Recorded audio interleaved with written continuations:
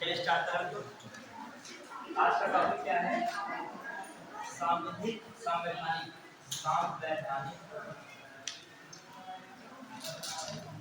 निकाय।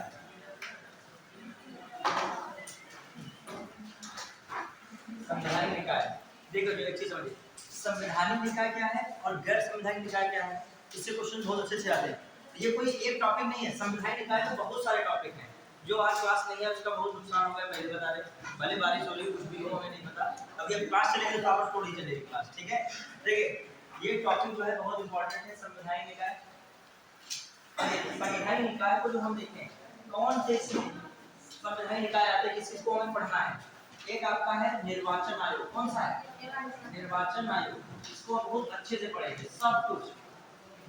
निर्वाचन आयोग में परिचय क्या है, स्थापना क्या है, गठन क्या है, संरचना क्या है, शक्ति कार्य क्या है, वर्तमान में कौन सी राजनीतिक पार्टियां हैं, ये सारी चीजें हम लोग कवर करेंगे। क्लियर?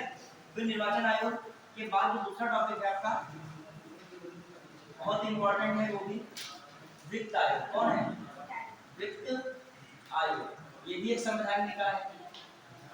फिर संघ लोक सेवा आयोग। कौन है? संघ लोक सेवा आयोग। संघ लोक सेवा आयोग। क्लियर? फिर देखा जाए राज्य लोक सेवा आयोग। राज्य लोक सेवा आयोग। राज्य लोक सेवा आयोग, ठीक है। संघ लोक सेवा आयोग हो गया, राज्य लोक सेवा आयोग हो गया। फिर देखते हैं हम लोग कौन कौन से हैं। निर्वाचन हो गया, वित्त हो गया, फिर एससी आयोग मतलब अनुसूचित जाति आयोग, फिर एसटी आयोग, फिर जो हम लोग देखेंगे ओबीसी आयोग या कमीशन आयोग। क्लियर?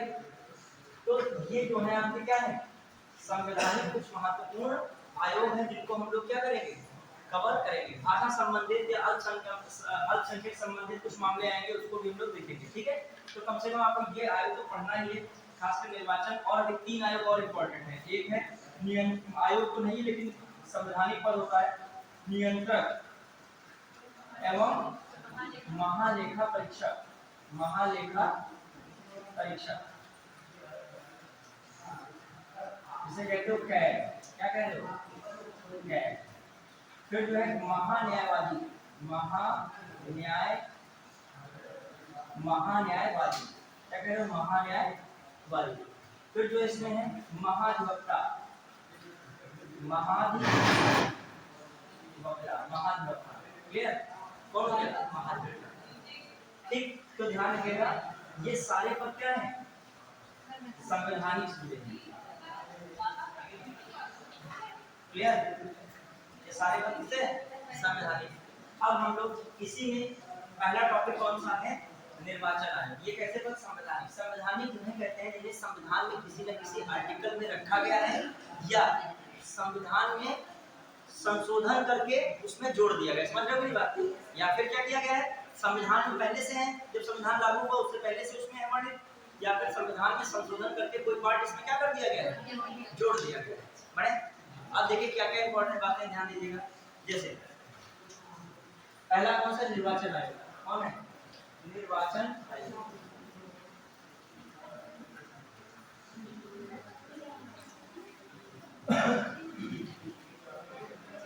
निर्वाचन आयोग ध्यान दीजिएगा। निर्वाचन आयोग भी देखते हैं क्या क्या इंपॉर्टेंट बातें हैं, इसको पढ़ेंगे। क्लियर? निर्वाचन आयोग किस पार्ट में कोई बताएगा? इसमें है भाग 15 में, 14 में क्या है?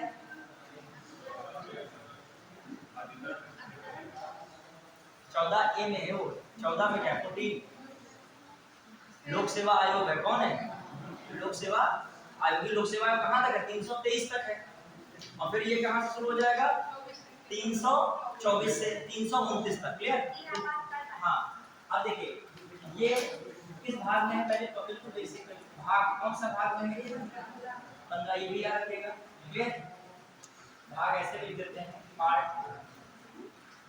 15 भाग 15 में किस आर्टिकल से किस आर्टिकल के बीच इसको रखा गया है खासकर 324 से आर्टिकल 329। अब देखो किस तरीके से इसको हम लोग कवर करेंगे, ध्यान दीजिएगा। देखो निर्वाचन आयोग को बहुत अच्छे से कवर करेंगे, कैसे क्या। देखिए पहले तो इसका जो परिचय, कैसे किन बिंदुओं पर चर्चा चलेगी, परिचय होगा।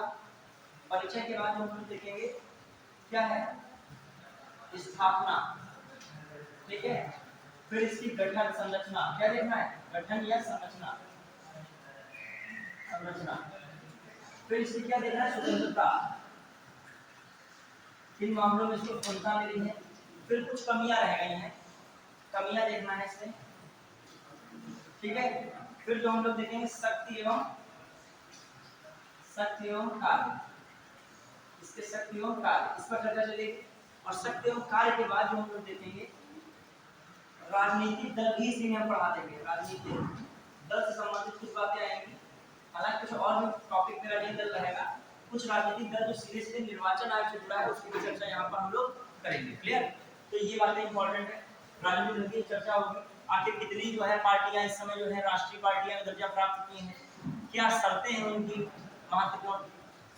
शुरुआत तो मतलब नॉर्मल करते हैं, ठीक है, लेकिन अब बढ़ते हैं शर्तें। फिर आइए एक होता है राज्य स्तर की पार्टी, कौन सी, उसमें क्या शर्तें हैं, ठीक है। अब आइए ध्यान दीजिएगा, ये सब कवर करेंगे। और एक एक टॉपिक को मैं बहुत अच्छे से कवर कर रहा हूँ। मान लीजिए कोई भी टॉपिक रहता है तो बाद में उसको रिवीजन क्लास है सबसे बात करके उसको भी कवर कराया जाएगा। फिर आप जो एग्जाम दिसंबर में पीसीएस जा रहा है, तो जिसका फॉर्म पड़ा है कायदे से एग्जाम दीजिए। और मान चलिए लोग जो है इसका समीक्षा अधिकारी पढ़ा है वो अभी दिसंबर में मान के चले, हालांकि जो एग्जाम कराना बहुत कठिन काम हो जाता है, 2 बड़े एग्जाम होंगे, फिर भी मान लिया क्या दिसंबर। तो आप क्वालिटी समझ लीजिए, जब फिनिश हो तो आपका फुल नंबर, मैं कह रहा हूँ 20 क्वेश्चन क्वालिटी आना है, मान लीजिए या 25 आना है, 20 से 25 मान लीजिए, तो लगभग हर एक टॉपिक क्लियर होना चाहिए। हर एक टॉपिक के अंदर जो भी मेन बात है सब कुछ, पूरा सिलेबस किस पे हो, उंगलियों पर, हर टॉपिक के बारे में जानते हो कि ये कठिन क्वेश्चन है, ये मेरा दिमाग इसको रिवाइज करने की जरूरत, तुरंत वहां देखो जाके उसी समझ रहे हो। पीसीएस इस बार जिसका फॉर्म पड़ा होगा बहुत ज्यादा वैकेंसी पीसीएस में इस बार है, मान चलिए 1000 आसपास, 1000 के आसपास आ रही है इसमें। और ये फायदा आपको जिसने पीसीएस नहीं भरा वो बीपीएससी भर के इसका फायदा ले सकता है, उसमें भी वैसे 2000 लगभग है, क्लियर। आइए देखो, आप तैयारी जब कर रहे हो तो अच्छा सोचो, ऊंचा सोचो। मान लीजिए आप पीसीएस के लिए जीएस पढ़ रहे हो, जितने भी वनडे एग्जाम है सबके लिए क्या आप तैयार हो गए, जीएस, और आपका आरओ भी साथ साथ पूरी तरीके से क्या हो गया, कवर हो गया। आप ये क्या सोचोगे हम पीसीएस नहीं, आरओ तो भरते हो, साथ साथ में किसका भरो, लगभग भरा है, लेकिन सब लोग फॉर्म भरा होगा, इसके बाद जब फॉर्म ही नहीं भरा होगा तो उसमें से रिजल्ट की अपेक्षा फिर क्या की जाएगी, समझ रहे हैं।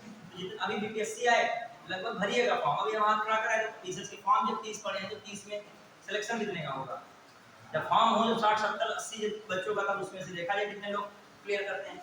आइए अब ध्यान देते हैं हम लोग, सबसे पहला क्या है जो देखते हैं, परिचय। कोई भी स्टूडेंट अपने बता रहा हूँ, घबराने की जरूरत नहीं है। जो मैं आपको पॉलिटी पढ़ा रहा हूँ, एम लक्ष्मीकांत कभी जीवन में पढ़ोगे सब कुछ मिलेगा, घटना चक्र पढ़ोगे सब कुछ निचोड़ मिलेगा, जो भी स्त्री किताब मेंस की पढ़ोगे उसका भी निचोड़ मिलेगा, कि मैं आपको सब कुछ करा के पढ़ाता हूँ। फिर अपडेटेड कुछ क्वेश्चन भी करवा देता हूँ, टाइम नहीं मिलता तो उसी में बोल के करवा देता हूँ। आज भी टाइम नहीं मिलेगा तो 2 4 5 आपसे पूछ लूंगा। आपका सिलेबस तैयार हो, क्वालिटी है, आपने खत्म किया हमारे साथ, गारंटी है आपकी क्वालिटी आएगी। कभी मैंने कुछ ऐसा छोड़ा ही नहीं इसमें। जो मेन स्त्री किताबों की लाइन हम लिखवा देते हैं, थ्योरिकल भी लिखवा रहे हैं, क्यों थ्योरिकल लिखा रहे हैं, कॉन्सेप्ट वाइज क्वेश्चन बन जाए तो आप कर सको। और कुछ लोग जैसे स्टूडेंट हैं रेगुलर नहीं लेते, प्रयास करो सिविल में क्या रहो, रेगुलर रहो। अभी तो इतनी परेशानी से गुजर रहे हो, अभी प्रीलिम्स निकल गया, पीसीएस में प्रीलिम्स निकल गया, फिर किसके लिए लग जाओगे, मेंस के लिए, और कोई मेहनत करके मेंस निकल गया, फिर किसके लिए हो गए, इंटरव्यू, और फिर कहीं वो भी हो गया तो समझ लो बिल्कुल बदल जाएगी दुनिया। यही दुनिया तुमको बहुत अच्छी लगे, किसी विभाग के विभागाध्यक्ष तक पहुंच जाओगे। मैं चैलेंज करता हूँ, पॉलिटी का जो है क्वेश्चन मिलवाऊंगा, पेपर देके आओ, बस बशर्ते क्लास डेली आना पड़ेगा, ये क्लास में गड़बड़ हो जाएगा, क्लियर। मिलवाऊंगा पेपर से, फंसा है कि नहीं फंसा है, कभी मैं गुजर रहा हूँ ना, मैंने लगातार 3 बार दिया है तो कैसे मैं मानूं कि मेरा फंसता नहीं है, मैं वही तो मैं पढ़ता हूँ पढ़ाता हूँ आपको, तो अच्छे से आप कर सकते हैं। लेकिन बहुत लोग क्लास रेगुलर नहीं आ रहे हैं, और धीरे धीरे सीखोगे, एकदम नहीं एकदम से मान लिया एक लड़का पहले दिन आया कुछ समझ में नहीं आया, कोई बात नहीं, लगातार आइए ना क्लास में, ठीक है। ये अभी आप 50,000 1,00,000 फीस दोगे तब आप रेगुलर आओगे वहां पे, यहाँ निःशुल्क है तो प्रयास कीजिए रेगुलर रहिए। अब देखो परिचय में ध्यान दीजिएगा, अब काम की बात करते हैं, ध्यान दीजिए, वो भी काम की बात है, किसी विभाग के विभागाध्यक्ष बनो वो भी काम की बात है, ठीक है। हाँ अब आइए देखते हैं हम लोग सब जो है बहुत आराम से, इससे क्वेश्चन आउट लगभग आता है, भारत निर्वाचन आयोग से क्वेश्चन आने की संभावना इसलिए भी प्रबल है, लोकसभा भी चुनाव हुआ है, कौन सा चुनाव हुआ है, लोकसभा, और कौन कंडक्ट कराया है, निर्वाचन आयोग। बहुत आस्ते समझिएगा, लिखवा भी देंगे। जो भारत निर्वाचन आयोग है एक स्वतंत्र निकाय है, कैसा निकाय है, स्वतंत्र और स्थायी निकाय, स्वतंत्र और कैसा निकाय है, आवाज ये क्या है, दरवाजा बंद है क्या,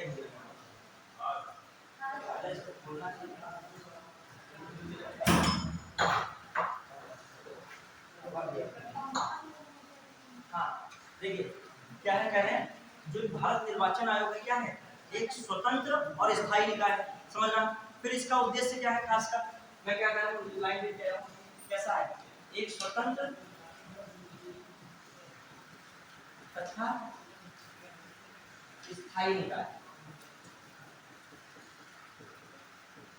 एक स्वतंत्र क्या है, स्थायी निकाय। दूसरी बात मैं क्या कह रहा हूँ समझिए, दूसरी बात इंपॉर्टेंट क्या है, जो देखा जाए इसका गठन संविधान, इसका गठन संविधान द्वारा, इसका गठन संविधान द्वारा किसके चुनाव कराने के लिए, स्वतंत्र व निष्पक्ष चुनाव कराने के लिए किया गया, चुनाव कराने के उद्देश्य से किया गया, ठीक है। फिर मैं लिख रहा हूँ इसमें, देखते जाइए बराबर भी, जो है इसका गठन संविधान द्वारा किसके द्वारा किया गया, संविधान द्वारा स्वतंत्र व निष्पक्ष चुनाव कराने के उद्देश्य से किया गया। आर्टिकल 324 के तहत, आर्टिकल 324 के तहत राष्ट्रपति,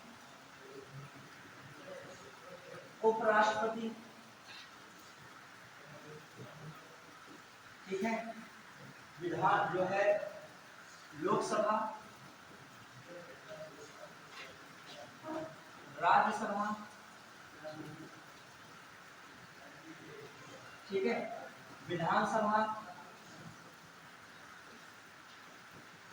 तथा विधान परिषद, विधान परिषद के निर्वाचन के लिए,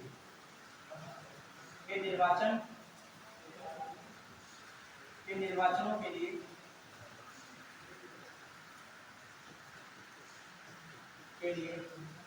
भारत निर्वाचन आयोग या निर्वाचन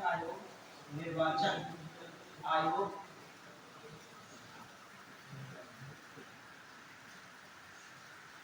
चुनाव का क्या करेगा, अधीक्षण,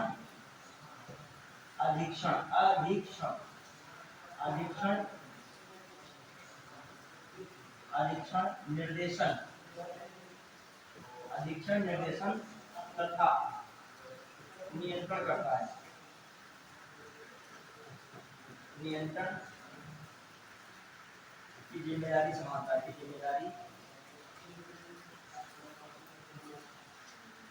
निर्वहन करता है,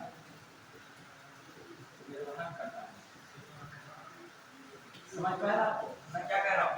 आर्टिकल 324 के तहत राष्ट्रपति, उपराष्ट्रपति और कौन है, लोकसभा, राज्यसभा, विधानसभा, फिर क्या है, विधान परिषद के निर्वाचनों के लिए निर्वाचन आयोग क्या करता है, अधीक्षण, निर्देशन तथा नियंत्रण की जिम्मेदारी का निर्वहन करता है। ये तीन बड़े क्या करता है, चुनाव को क्या करेगा, अधीक्षण करेगा, चुनाव को क्या करेगा, निर्देशन करेगा, और चुनाव को क्या करेगा, नियंत्रण करता है। क्लियर। तो ये बात है किस आर्टिकल में बात कही है, 324। अब आइए हम लोग देखते हैं क्या बात है, जैसे एक इंपॉर्टेंट बात ये भी, राज्य में निगम चुनाव तथा पंचायती चुनाव से निर्वाचन आयोग का संबंध नहीं है। निर्वाचन आयोग का संबंध नहीं है। ठीक है, इससे कोई संबंध नहीं निर्वाचन आयोग का। इसके लिए क्या किया गया है, अलग से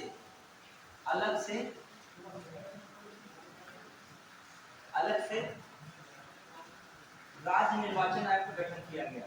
राज्य निर्वाचन, इसके लिए अलग से संविधान में, इसमें संविधान में, इसके लिए अलग से संविधान में राज्य निर्वाचन आयोग की व्यवस्था है। समझ पाए? इसके लिए अलग से संविधान में किसकी व्यवस्था की गई है, राज्य निर्वाचन आयोग की व्यवस्था है। ठीक है, अब देखो राज्य निर्वाचन आयोग, ध्यान रखिएगा, राज्य निर्वाचन आयोग जब चुनाव कराएगा पंचायत का, किसका चुनाव कराएगा, पंचायत का चुनाव कराएगा। तो ये पंचायत का चुनाव जो कराएगा, तो इसमें ये बात कही गई है, किस आर्टिकल में पंचायत का चुनाव कराएगा जब राज्य निर्वाचन आयोग, आर्टिकल कौन सा, 243 का क्या, के, या आई पैसा, आई में क्या है पैसा, ठीक है, और के में पैसा नहीं है। ठीक है, तो रखिएगा राज्य निर्वाचन किसका चुनाव कराएगा, पंचायत का। तो किसमें, आर्टिकल 243 के में, आर्टिकल 243 के। समझ पाए कि नहीं बात को? और मैं कह रहा हूँ राज्य निर्वाचन आयोग जब किसका चुनाव कराएगा, नगर निकाय, नगर निकाय। तो ये किसमें बात कही गई है, आर्टिकल 243 ZA, किससे बात की गई है, आर्टिकल 243 ZA। जो क्लास में लास्ट समय तक बना रहेगा उसको बहुत ही नॉलेज होने वाला है और बहुत कम समय में ज्यादा कवर हो जाएगा। ठीक है, बदलने रहेगा, बिल्कुल एक चीज मैं बता रहा हूँ, कहीं भी कुछ मिस्टेक नहीं होगी। ठीक है, मिस्टेक होने की संभावना नहीं। अभी मैंने कह दिया क्वेश्चन आ जाए, राज्य निर्वाचन आयोग नगर के चुनाव कराने संबंधी प्रावधान किस आर्टिकल में, तब 243 के, तब क्या ZA। और वैसे जो है पंचायत जो चुनाव होता है तो कौन कराता है, राज्य निर्वाचन आयोग को, किसमें, के 243 के। अब दूसरी बात समझिए, जो राज्य निर्वाचन आयोग है ये भी क्या संवैधानिक संस्था है कि नहीं है, क्यों क्यों है, संविधान में आर्टिकल्स लिखे, इसीलिए बताना चाह रहा था इसको। ठीक है, चलिए आपका भी तो भारत निर्वाचन आयोग चल रहा है, राज्य निर्वाचन आयोग का क्वेश्चन भी नहीं, वो अलग प्रक्रिया है इसकी। ठीक है, अब आइए हम लोग देख रहे हैं, तो बेसिक बता रहा था इसमें, इसका परिचय मैंने बताया। इसके परिचय में क्या बताया कि एक स्वतंत्र क्या है, स्थायी निकाय है। इसके मेन उद्देश्य क्या है, स्वतंत्र और निष्पक्ष देश में क्या कराना, चुनाव कराना। और फिर आर्टिकल 324 में कहा जा रहा है राष्ट्रपति रहा, उपराष्ट्रपति रहा, राज्यसभा रहा, लोकसभा रहा, विधानसभा रहा, विधान परिषद रहा, इसके चुनाव का क्या करना, अधीक्षण करना, निर्देशन। अधीक्षण का मतलब पूरी तरीके से उसका सुपरविजन करना, क्या करना, हाँ पूरा सुपरविजन कौन करेगा, पूरी जिम्मेदारी कौन संभाल रहा है इसकी। ठीक है, फिर दूसरा वर्ड्स में इसलिए कठिन लिखा था, उनको कठिन क्यों लिखवाता हूँ, यूपीएससी के एग्जाम में वर्ड्स की बड़ी महत्ता है। यदि मैं ये वर्ड ना लिखाऊंगा, वही वर्ड्स कहाँ जाए, एग्जाम में आ जाए, तो कहोगे अभी तो बड़ा आनंद आएगा, सरल शब्द समझाएंगे, लेकिन एग्जाम में यही वर्ड्स आएंगे। 3 वर्ड फेमस है बने इसके लिए, चुनावों के संचालन का अधीक्षण करना, निर्देशन करना और क्या करना, नियंत्रण करना। तीनों ये कार्य किसके हैं, निर्वाचन आयोग के। क्लियर, अब आ जाइए, अब वो संरचना को देखते, थोड़ा सा स्ट्रक्चर क्या है संरचना। अच्छा, कुछ बेसिक बातें उसको भी लिखेगा। स्थापना इसकी कब हुई, लिखेगा स्थापना, स्थापना करेगा 25 जनवरी 1950 इसकी स्थापना। इसीलिए 25 जनवरी समझ रहे हो, ये इसी जून नहीं है ना, हम लिख दें पर जनवरी है। ठीक है, 25 जनवरी 1950। इसीलिए 25 जनवरी, इसीलिए किसको 25 जैन को क्या मनाया, नेशनल वोटर्स डे मनाया जाता है। क्या मनाया है, नेशनल वोटर डे। क्या मनाया है, national voter day, national voter day, voter day. राष्ट्रीय मतदाता दिवस, क्या मनाया है, राष्ट्रीय मतदाता दिवस, राष्ट्रीय मतदाता दिवस, राष्ट्रीय मतदाता दिवस। क्लियर, तो स्थापना हो गई, तो स्थापना की बात मैंने की। अब मैं कह दूं इसके उद्देश्य क्या है, उद्देश्य अभी मैं कह रहा था क्या उद्देश्य है, ठीक है, क्या कराना, निष्पक्ष चुनाव कराना। इसका निष्पक्ष चुनाव कराना, शुद्ध निष्पक्ष चुनाव कराना। देखो मैं अब लिखूंगा संसद, तो आप समझ जाओगे ना संसद, तो तुम पढ़ चुके हो। जो रियल में संसद लिखूं तो आपके दिमाग में आना चाहिए लोकसभा, राज्यसभा और राष्ट्रपति भी। क्या आना चाहिए, राष्ट्रपति, मतलब आना चाहिए, नहीं आता तो हम अलग से लिख देंगे, राष्ट्रपति अलग बात है। लेकिन जैसे काम जो संसद का चुनाव कराना ये हो गया। फिर विधानमंडल, विधानमंडल का मतलब किसका चुनाव कराना, विधानसभा विधान परिषद का चुनाव कराना। फिर जो आपका कौन राष्ट्रपति लिखे दे रहा हूँ, संसद नहीं आ जाता है, राष्ट्रपति व उपराष्ट्रपति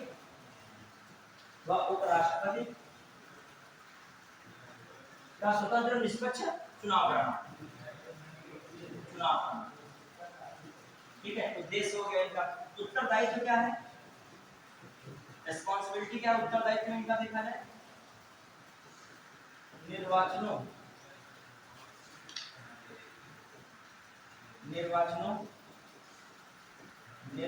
के लिए क्या करना, अधीक्षण,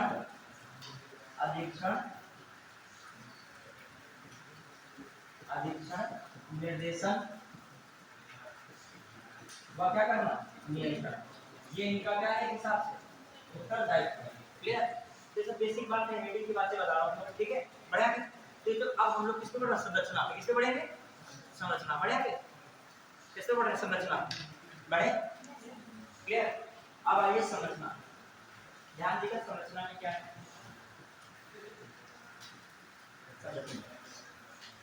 देखना है इसमें संरचना, देखो संरचना में हम लोग पहले समझे तो क्या क्या इंपॉर्टेंट बातें आएंगी संरचना में। समझिए कि इसका गठन किससे मिलकर होता है, एक मुख्य चुनाव आयुक्त तथा दो अन्य चुनाव आयुक्तों से मिलकर किसका गठन होता है, निर्वाचन आयोग का। तो एक बार लिखने चाहिए, लिख लीजिए, एक मुख्य चुनाव आयुक्त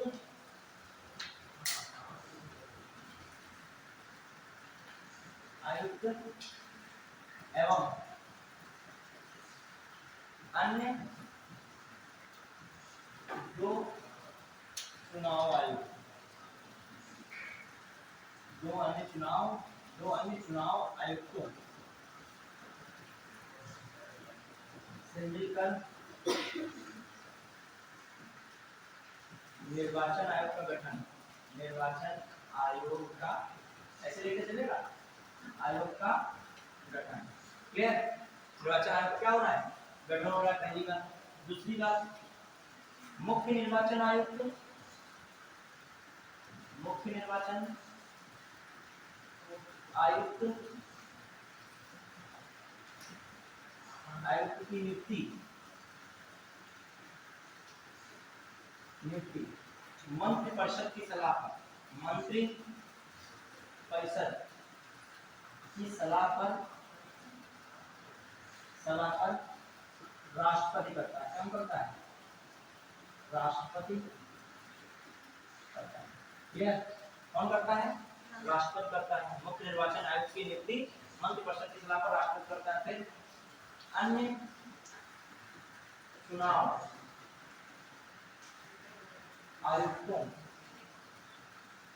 की नियुक्ति, अन्य चुनाव आयुक्तों एवं किसकी, जो प्रादेशिक आयुक्त, प्रादेशिक आयुक्त भी रखे आते हैं, एवं प्रादेशिक आयुक्त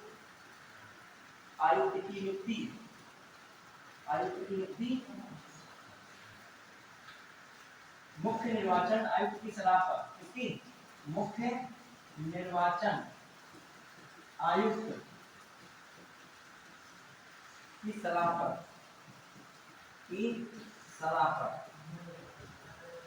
पर, कौन करता है, मुख्य निर्वाचन आयुक्त की सलाह पर राष्ट्रपति करते हैं। कौन करता है, राष्ट्रपति करते हैं। कौन कर रहा है, राष्ट्रपति करते हैं, दिमाग में रखिएगा। क्लियर, चुनाव आयुक्तों या निर्वाचन आयुक्तों का, चुनाव आयुक्त को निर्वाचन आयुक्त की बात होती है, ठीक है। निर्वाचन आयुक्तों के पद की, जो निर्वाचन आयुक्तों की सेवा शर्तें एवं पदावधि राष्ट्रपति द्वारा निर्धारित की, किसका निर्धारित की है, राष्ट्रपति द्वारा निर्धारित।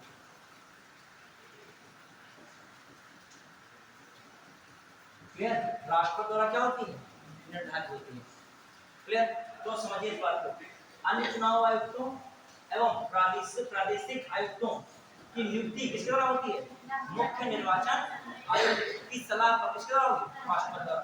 दूसरी बात क्यों है, निर्वाचन आयुक्तों की सेवा शर्तें और समयावधि या पदावधि जो है कौन डिसाइड करता है? राष्ट्रपति। मतलब इसका मतलब संविधान में जो है इनकी पदावधि की बात नहीं की गई है। ठीक है, जैसे हमारा स्टेटमेंट है कि संविधान में चुनाव आयुक्तों की पदावधि की बात की गई है, तो ये बात क्या है? गलत है। समझ रहे हैं कि चुनाव में कौन डिसाइड कर रहा है? राष्ट्रपति कर रहा है। कौन कर रहा है? कैसे? फिर आगे बढ़ते हैं। अब ये क्या करने होता है? ये सब ये क्या है? संरचना है। ये क्या किसके अंतर्गत आ गया? संरचना के अंतर्गत। यदि आप मेंस भी पढ़ोगे, हमारे नोट्स आपका सही से बने हो तो मेंस में भी काम आएंगे। यदि आएगा निर्वाचन आयोग को समझाइए या निर्वाचन आयोग की संरचना, गठन एवं शक्ति को समझाइए, तो आप समझा सकते हो। संरचना भी बता दोगे, गठन को भी बता दोगे और क्या बता दोगे? उसके शक्ति को भी बता दोगे, पूरा टॉपिक हो जाएगा।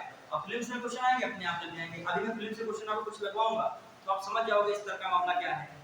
जब पूरा पढ़ोगे तभी वहां बना पाओगे। वो सेंटेंस वाइज क्वेश्चन होते हैं और जब पढ़ोगे आराम से बता चलोगे, इसमें कोई दिक्कत नहीं होगी। आइए देखते हैं। अभी संरचना या गठन पूरा नहीं हुआ है, ध्यान दीजिएगा। 1950 से समझना, 1950 से 15 अक्टूबर 1989 तक, 89 तक निर्वाचन आयोग एक दलीय संस्था थी। एक दलीय संस्था अर्थात एक मुख्य निर्वाचन आयुक्त था। एक मुख्य निर्वाचन आयुक्त या एक निर्वाचन आयुक्त था। ठीक है, समझ पाए कि नहीं? सबसे पहले ये पूछा गया क्वेश्चन, देखना क्या पूछा गया। मैं कह रहा हूँ कि 1950 से जब से मतलब संविधान ये लागू हुआ, निर्वाचन आयोग बना है, तब से लगा कर कब तक? 15 अक्टूबर 1989 तक। ठीक है, क्या थी? फिर होता क्या है, 61वां संविधान संशोधन आया, तुम जानते हो, सीए 1988 में। इसमें क्या व्यवस्था कर दी गई थी बताइए? 21 वर्ष आयु कम करके कितनी कर दी गई थी? 18 वर्ष। अब बताओ 21 वर्ष जब आयु थी तब ज्यादा लोग मतदाता होते या 18 वर्ष में होंगे? 18 वर्ष में। तो अब क्या हुआ, निर्वाचन आयोग का कार्यभार बढ़ गया। निर्वाचन आयोग का क्या हो गया? निर्वाचन आयोग का कार्य बढ़ गया। बढ़ जाएगा कि नहीं? बढ़ गया। अब कार्य बढ़ गया तो एक दलीय संस्था कर पाएगी क्या? नहीं कर पाएगी। तो अब फिर से क्या कर दिया? क्या अब इसमें फिर से नहीं, अब जब एक दलीय संस्था थी और यहाँ से क्या हो गया? कार्य बढ़ गया। क्यों बढ़ गया बता रहा हूँ, ये आया। अच्छा, ये प्रभावी भी कब हो रहा है? ये प्रभावी कब हुआ? ये 1989 में क्या हुआ? प्रभावी हो गया। ये प्रभावी कब कानून हुआ? ये प्रभावी कब अधिनियम हो गया? जो भी 1980 वाला व्यवस्था थी प्रभावी कब से हो गई? 1989 से। तो इसीलिए 16 अक्टूबर 1989 से निर्वाचन आयोग में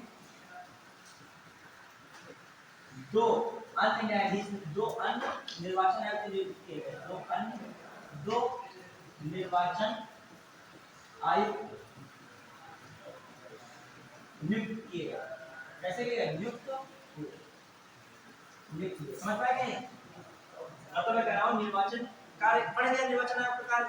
तो फिर क्या व्यवस्था कर दी गई? अब क्या 16 अक्टूबर 1989 से निर्वाचन आयोग में दो निर्वाचन आयुक्त या अन्य दो निर्वाचन आयुक्त नियुक्त किए गए। अन्य दो निर्वाचन आयुक्त क्या किए गए? नियुक्त किए गए। तो बताइए अक्टूबर 1987 से क्या हो गई? है बहुदलीय संस्था हो गई। क्या हो गई? बहुदलीय बहुसदस्यीय संस्था। क्या हो गई? बहुसदस्यीय संस्था। अब एक पे कितने हो गए? 3 हो गए कि नहीं हो गए? क्लियर? एक की बजाय कितने हो गए? 3।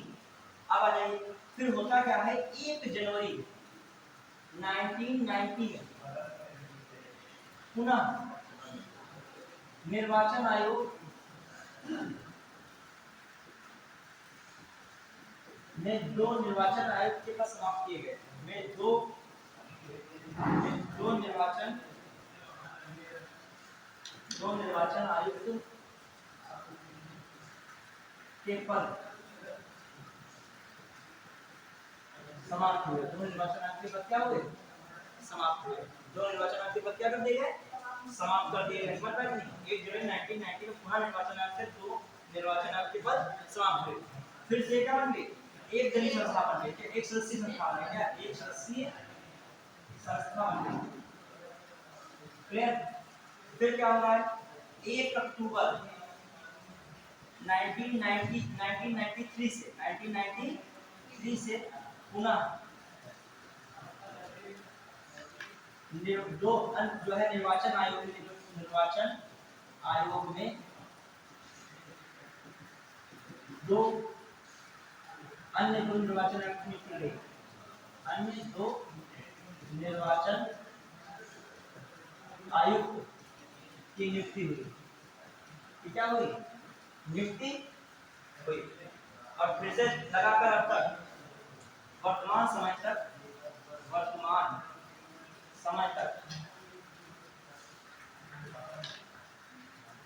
क्या है? एक मुख्य निर्वाचन आयुक्त है, एक मुख्य निर्वाचन आयुक्त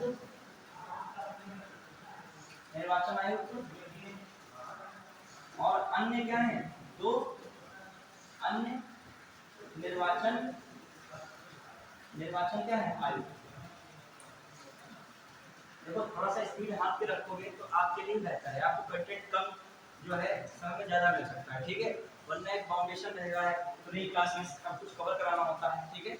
देखिए तो 1 अक्टूबर 1993 से क्या हुआ? पुनः निर्वाचन आयोग में कितने सदस्य की नियुक्ति की गई? तो फिर से आज भी वर्तमान समय में कितने हैं? एक मुख्य निर्वाचन आयुक्त है और 2 अन्य निर्वाचन आयुक्त हैं। करंट अफेयर पढ़ते हो कि नहीं पढ़ते हो? तो बताइए इस समय जो है निर्वाचन आयुक्त कौन चल रहा है? कौन से नंबर के हैं? देखो मैं हमेशा की शुरुआत बहुत सरल करता हूँ। ठीक है? निर्वाचन आयुक्त किस नंबर के हैं? ये इसमें वर्तमान निर्वाचन आयुक्त कौन से क्रम में हैं? पहले सुकुमार सिंह थे तो वर्तमान में कौन से हैं? राजीव कुमार। किस नंबर के हैं? 25वें नंबर के। कौन से? पढ़ा के थोड़ा सा करेक्ट थोड़ा देखे रहिए। कौन सा नंबर का? 25 नंबर चल रहा है। कौन? राजीव कुमार। क्लियर? और जो 2 अन्य निर्वाचन आयुक्त कौन चल रहे हैं इसमें वर्तमान में? कौन है? करेक्ट थोड़ा देखा करो सब। कौन है?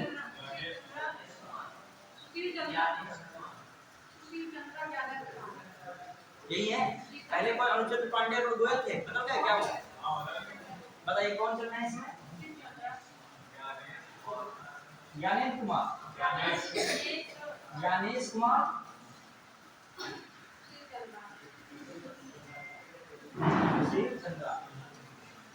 देख लीजिएगा इसको फिर भी। क्लियर? चेक कर लीजिएगा अंदर वाले स्टूडेंट, देख लीजिए इसको। क्या करते हैं? तो संधू को बाबी ज्ञानेश कुमार संधू करके देख ले, चेक कर लीजिए कभी ध्यान रखिएगा। और प्रथम कौन थे? पहले मुख्य निर्वाचन आयुक्त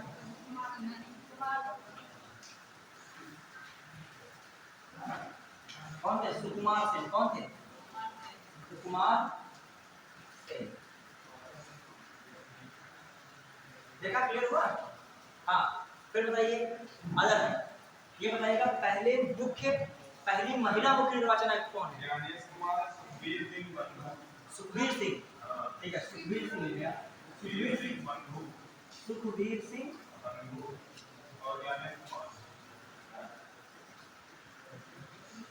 नहीं, चलो सुखबीर सिंह लिख दिया। ठीक है? हाँ। अब बताइए मैं कह रहा हूँ पहली महिला मुख्य निर्वाचन आयुक्त कौन थी? ये एमपीपीसीएस ने 2019 में पूछा। अब इसी क्वेश्चन को इसने प्रीवियस ईयर पढ़ा होगा, यूपीपीसीएस 2021 में आ गया। नहीं समझे? मतलब समझ रहे हो कि नहीं मैं क्या कह रहा हूँ? पूछा गया निर्वाचन। देखो ये क्या क्वेश्चन है, एमपीपीसीएस 2019 में आया, पहली महिला मुख्य निर्वाचन आयुक्त कौन बनी? और यही क्वेश्चन रिपीट 2021 पीसीएस में कर दिया। इसने 19 का प्रीवियस पढ़ा, हमने पढ़ा तो हमने वहां का भी क्वेश्चन क्या किया होगा? कर लिया होगा। बताइए ये हमने अपने नोट्स में लिखा था, वहाँ क्वेश्चन भी आया था, बच्चे मुस्कुराते हुए सर जी थोड़ा सा आगे तुम लोग बताओ।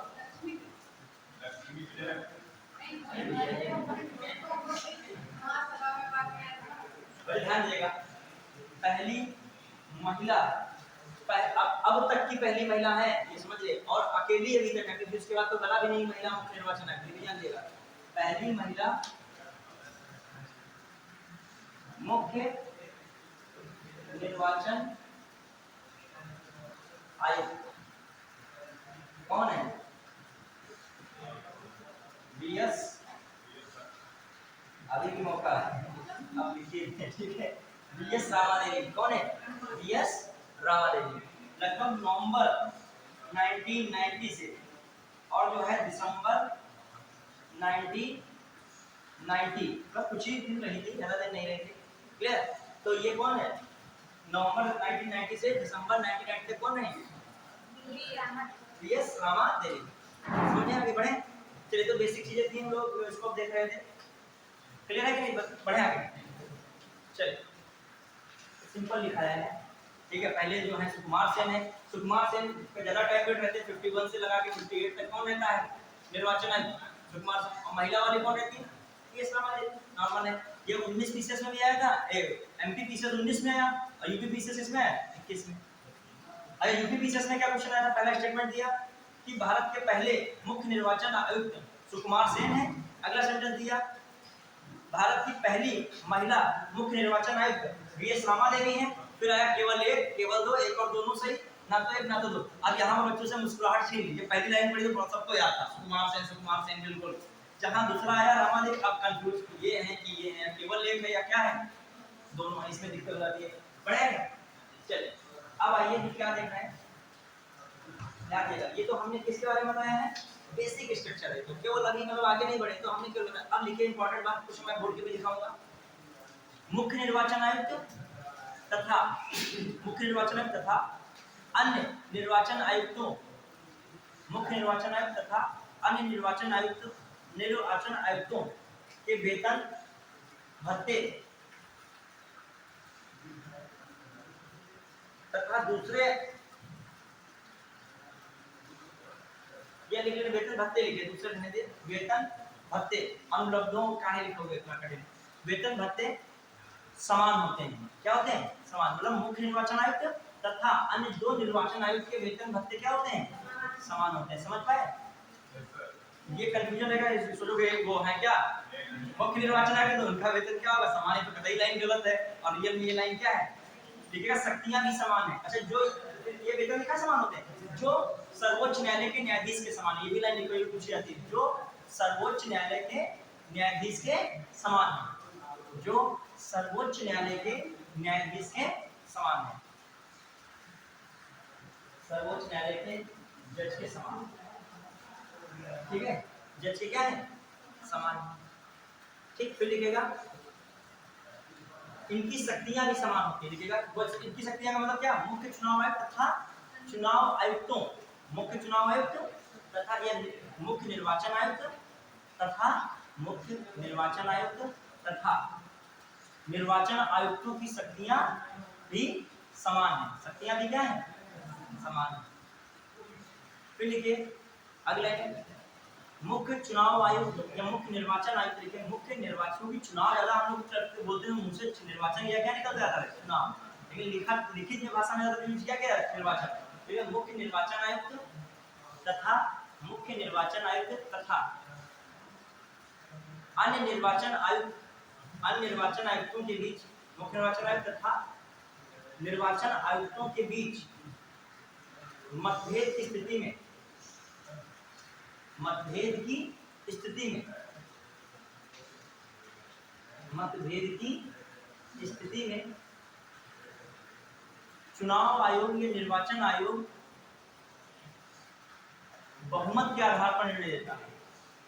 निर्वाचन आयोग बहुमत के आधार पर निर्णय देता है। किसके आधार पर निर्णय देता है? बहुमत के आधार पर निर्णय देता है। किसके आधार पर निर्णय देता है? बहुमत के आधार पर निर्णय देता है। मतलब तीन लोगों में यदि दो लोग एक तरफ होंगे, वही निर्णय क्या फाइनली माना जाएगा। क्लियर? ठीक है। अब लिखिए स्वतंत्रता। अब क्या लिखोगे? स्वतंत्रता है। तुरंत बताओ, फटाफट लिख जाएगा। क्षमता में क्या लिखोगे? इंपॉर्टेंट पॉइंट, क्षमता में क्या क्या? हाँ हाँ, सर्वोच्च न्यायाधीश के वेतन के समान किसका वेतन है? सर्वोच्च न्यायालय के जो न्यायाधीश है उसके समान किसका वेतन होता है? मुख्य निर्वाचन आयुक्त और जो दो निर्वाचन आयुक्तों उनका वेतन होता है। समझ पाए? जैसे सर्वोच्च न्यायालय के मुख्य न्यायाधीश का वेतन कितना है? 2,80,000। ये किसका है? मुख्य न्यायाधीश की बात कर रहा हूँ। किसकी बात कर रहा हूँ? 250। तो फिर वेतन होगा इनका 2,50,000। समझ में कि नहीं? 2,50,000 होगा। क्लियर? हाँ, अब आइए, अब देखो एक और कहता है वरीयता क्रम में देखा जाए, जो वरीयता क्रम में देखा जाए तो ये जो चुनाव आयुक्त हैं, चुनाव आयुक्त मुख्य वाला नहीं, जो चुनाव आयुक्त हैं, ये कह लीजिए ये जो आपके निर्वाचन आयुक्त हैं, निर्वाचन आयुक्त और ये भी जो है मुख्य निर्वाचन आयुक्त, ये दोनों चुनाव निर्वाचन आयुक्त दोनों को एक मुख्य वाले ये भी, ये जो वरीयता क्रम में किसके बराबर होते हैं? सुप्रीम कोर्ट के न्यायाधीश के, न्यायाधीश। हालांकि इतना डीप क्वेश्चन बनता कम है, मतलब कह रहा हूँ कि ऊपर से वरीयता क्रम देखा जाए, राष्ट्र सबसे पहले वरीयता क्रम में होता है। ठीक है, वरीयता क्रम में हम लोग देखें तो निर्वाचन आयुक्त जो होता है वरीयता, ये जो सुप्रीम कोर्ट के न्यायाधीश किस नंबर पे होते हैं? 9 नंबर। किस नंबर पे वरीयता क्रम में? 9 पे। ठीक है, सुप्रीम कोर्ट के न्यायाधीश किस नंबर पर है? 9 पे। तो इनका जो क्रम होता है वो 9A होता है। क्या होता है? 9A।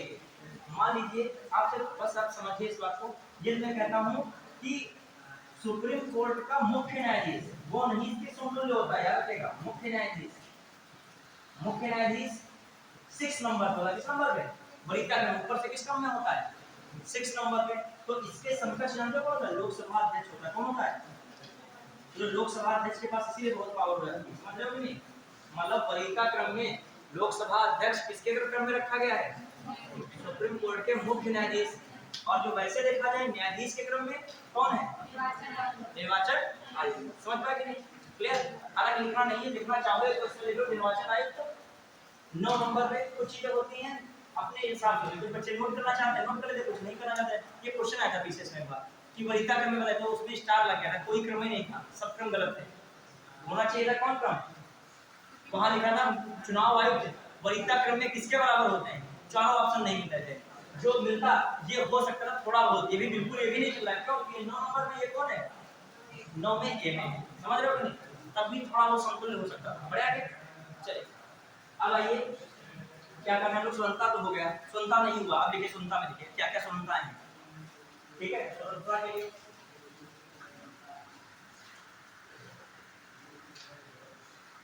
एक क्या स्वतंत्रता है? मुख्य मुख्य निर्वाचन आयुक्त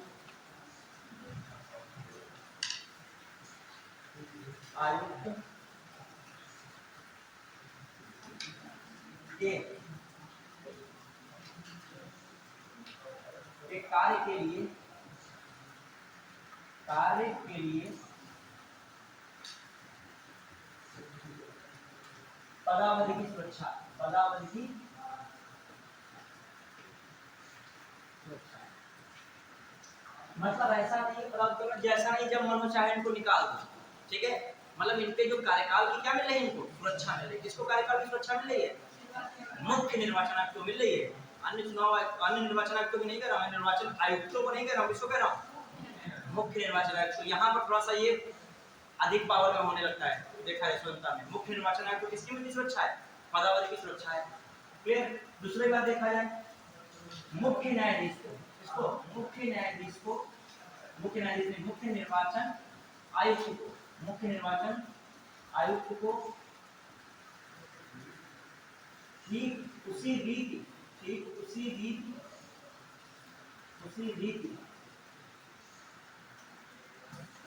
एवं आधार पर हटाया जाता है, आधार पर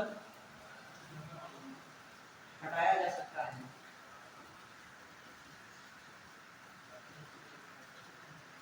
जिस रीति और आधार पर, जिस रीति एवं आधार पर, जिस रीति एवं आधार पर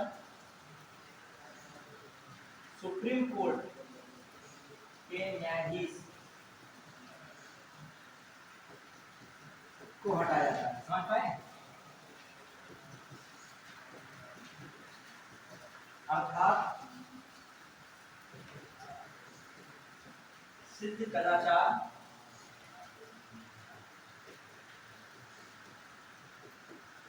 एवं किसके सिद्ध कदाचार एवं असमर्थता के आधार पर संसद के विशेष बहुमत द्वारा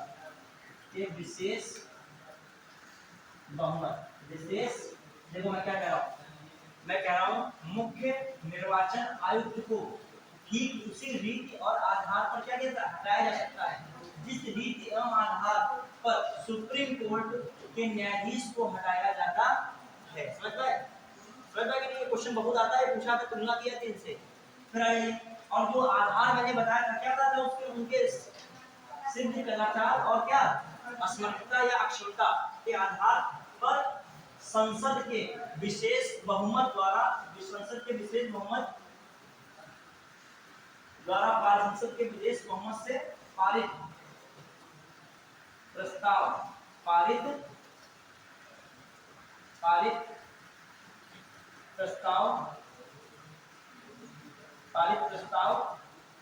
के माध्यम से ये पारित प्रस्ताव की सलाह पर राष्ट्रपति द्वारा किसका हटाया था? राष्ट्रपति।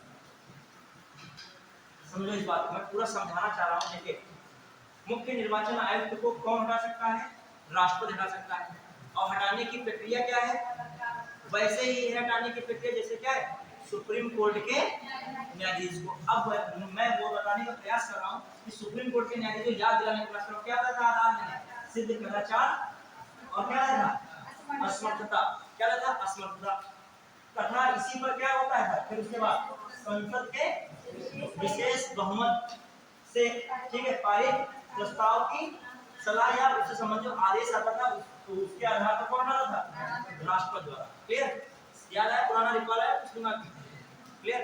तो आप इसको जो मैंने एक्स्ट्रा लिख दिया, इसको लिखना चाहो या ना लिखना चाहो वो तो आपकी बात है। मेन आपके लिए क्या है? यही लिखना है। कौन है आपको? ये आपका मेन क्या है? ये मेन सूचना में क्या है? ये नंबर। क्लियर? मुख्य निर्वाचन आयुक्त को कैसे हटाया जाता है? क्या लगाओगे? सुप्रीम कोर्ट के न्यायाधीश के समान। बस क्लियर? बात खत्म। मैं लिख देता हूँ सब कुछ, पुरानी चीजें मैं क्या करवा देता हूँ, रिकॉल हो जाए इससे। ठीक है? फिर अब मुझे बताइए, उपस्थित और जो वो आधार होता था क्या होता था? विशेष बहुमत क्या होता था? कुल सदस्यों का बहुमत एवं उपस्थित तथा मत देने वालों का 2/3 बहुमत। क्लियर? चलिए अगला दो हो गई सुनता है। तीसरी सुनता क्या है? लिखेगा निर्वाचन आयुक्तों को। लिखो निर्वाचन आयुक्तों को अब किसकी बात हटाने की हो रही है? निर्वाचन आयुक्तों को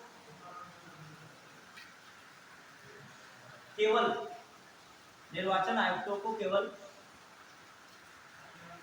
मुख्य निर्वाचन आयुक्त की सलाह पर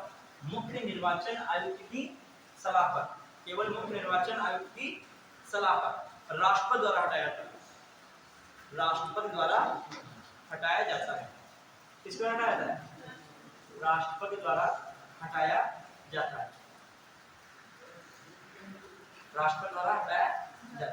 लिख पाएंगे? क्लियर?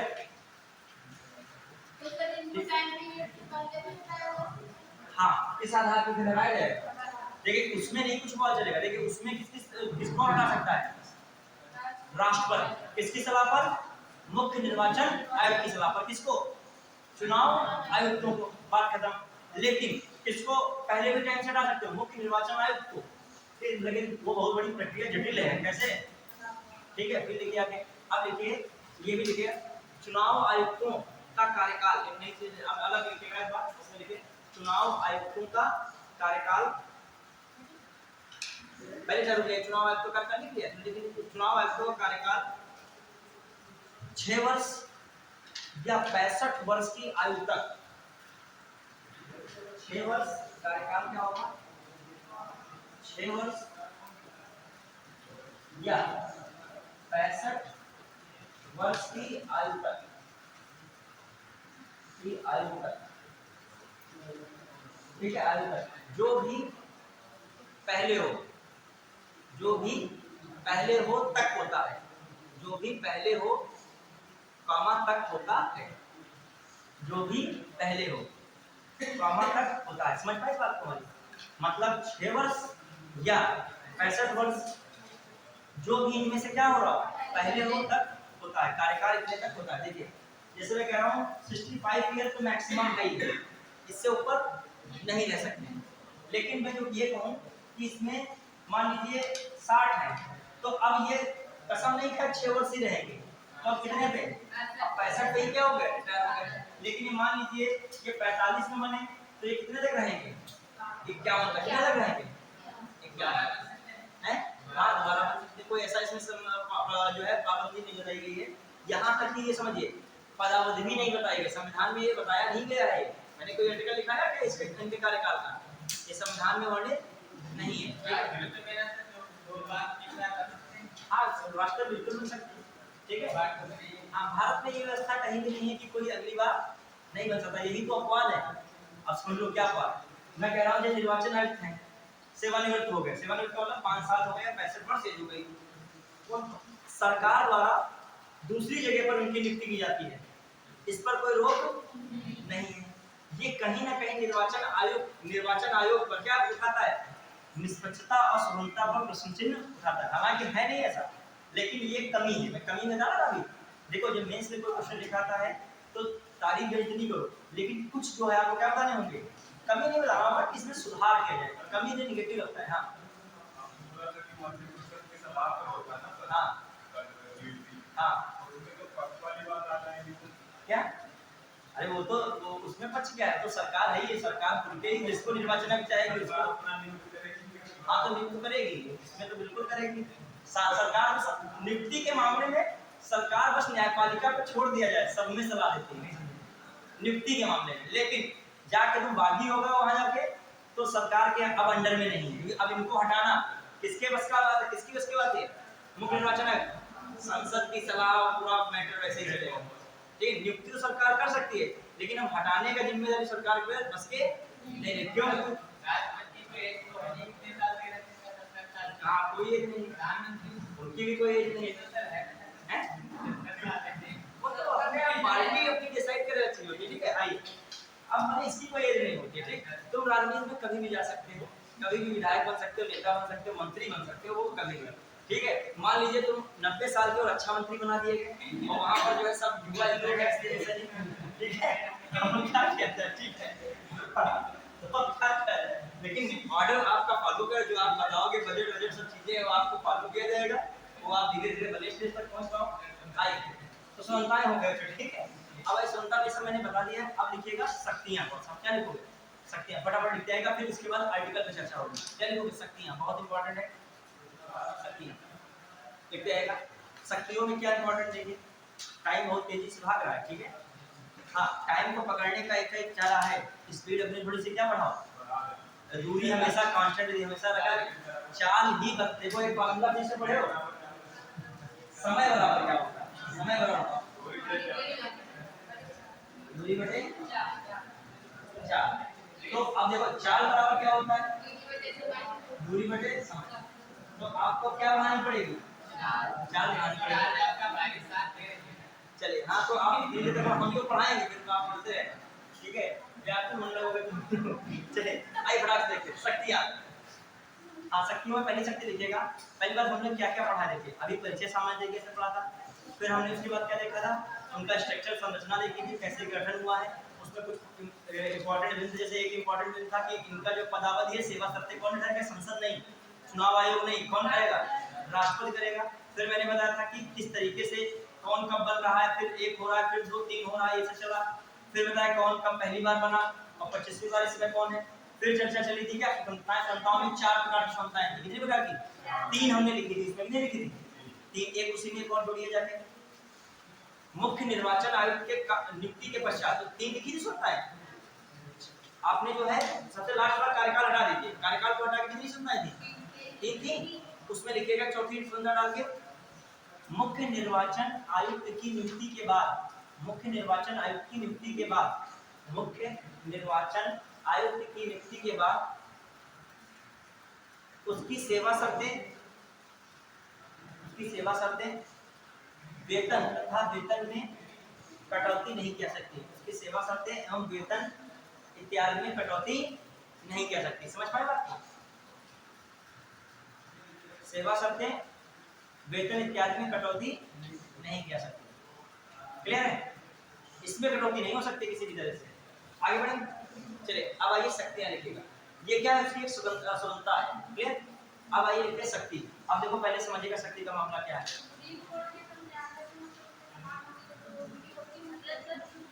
क्या? हाँ क्या बताया पहले? हाँ एक साथ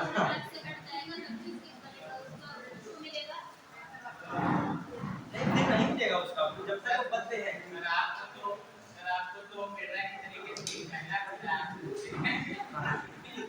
अब उसमें जो है, हाँ आपने पूछी थी, बताइए।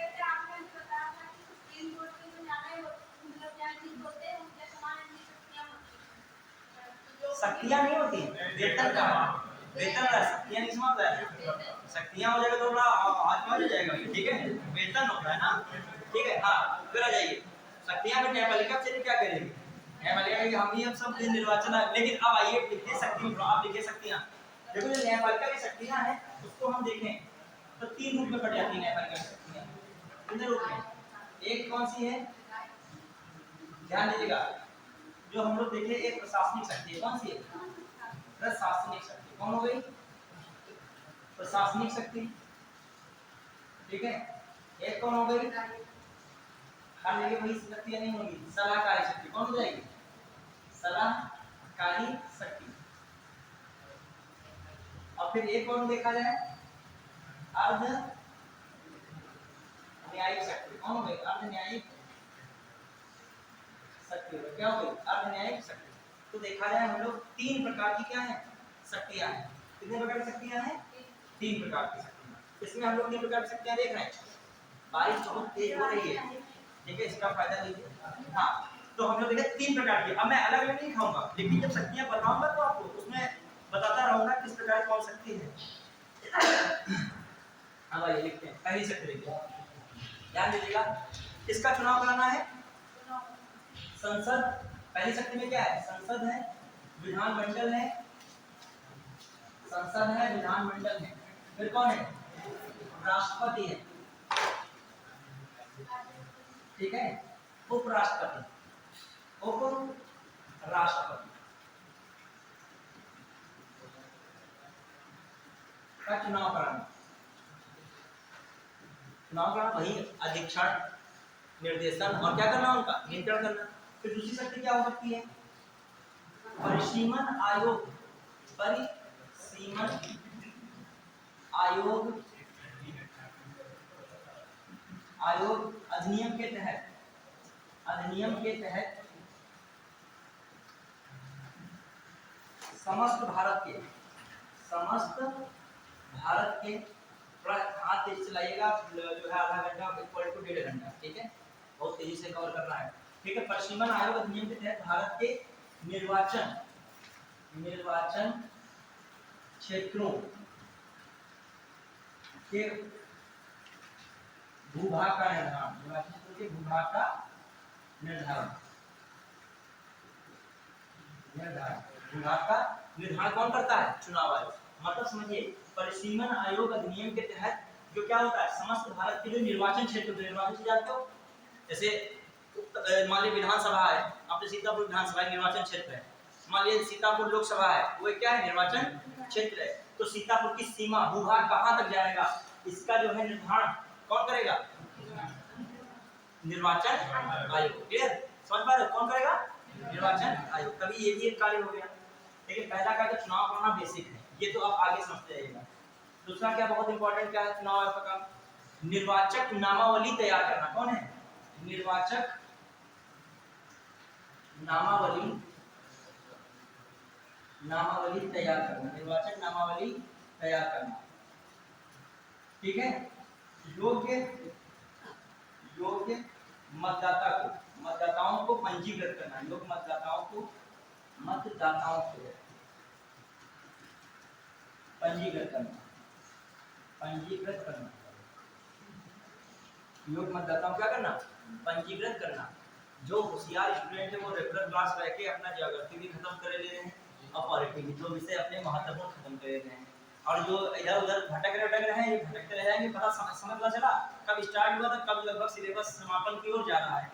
अभी ऐसा भी दिन बहुत जल्द आ जाएगा कि हम कहेंगे पूरी पॉलिटी लगभग क्या हो गई है, कवर होने वाली है। और वो दिन पता है जो एकदम फिर बीच में कोई प्रकट होगा, फिर बीच में चला जाएगा। ये प्रकट होता है ना, एकदम बीच में चले जाते हैं, प्रकट ही कहते हैं, एकदम बीच में आएंगे 2-3 दिन, फिर एकदम हमने कहाँ चले जाएंगे, कौन सी यूनिवर्सिटी में निकल जाएंगे, फिर एकदम कोई बीए में कुछ होगा। अरे परीक्षा हो तब जाइए, अब आपका मन नहीं लग रहा, मन का कुछ होता नहीं है, मन तो कभी पढ़ाई पे नहीं लगेगा। देखिए आपका एग्जाम लगा है, मजबूरी है, ठीक है, आपका एग्जाम चोट लग गई है, आप नहीं आने इसमें तो मजबूरी है, आपका मन नहीं हो रहा, सर दर्द होने लगा इसलिए, अरे यहाँ होगा सर दर्द और ठीक हो जाएगा, ठीक है। हाँ, और अकेले में रहोगे अवसाद की स्थिति में चले जाओगे, सुबह शाम तक कमरे में रहोगे, पढ़ोगे इसे अकेले तो क्या होगा, अवसाद में चले जाओगे नहीं। आई निर्वाचन नामावली तैयार करना क्या है, जो मतदाताओं को क्या करना, पंजीकृत करना।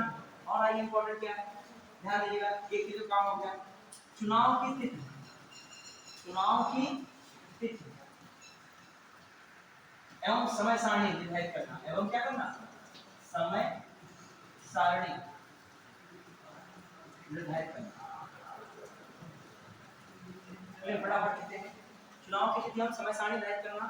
फिर ध्यान दीजिएगा, और इंपॉर्टेंट क्या हो सकता है यहाँ पर, जो चुनाव की समय सारणी निर्धारित करना, फिर एक आचार संहिता, चुनाव में राजनीतिक दल तथा उम्मीदवार के लिए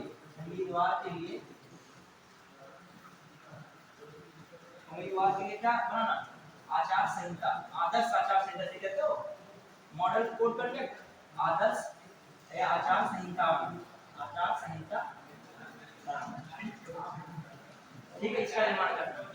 फिर आइए राजनीतिक दलों, थोड़ा सा हाथ से चलाइएगा, राजनीतिक दलों को आचार लिखिए, मतलब आचरण वाला, ठीक है। हाँ, राजनीतिक दलों को थोड़ा स्पीड में लिखिएगा, राजनीतिक दलों को मान्यता प्रदान करना,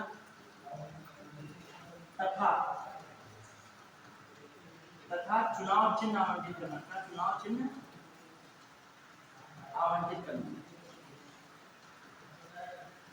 थोड़ा सा हाथ चलाते रहेगा। फिर राजनीतिक दलों को, ये जो है राजनीतिक 60 मिनट है, दलों को मान्यता तथा चुनाव चिन्ह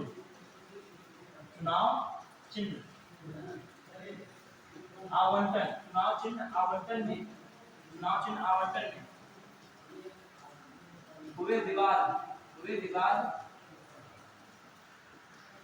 के समाधान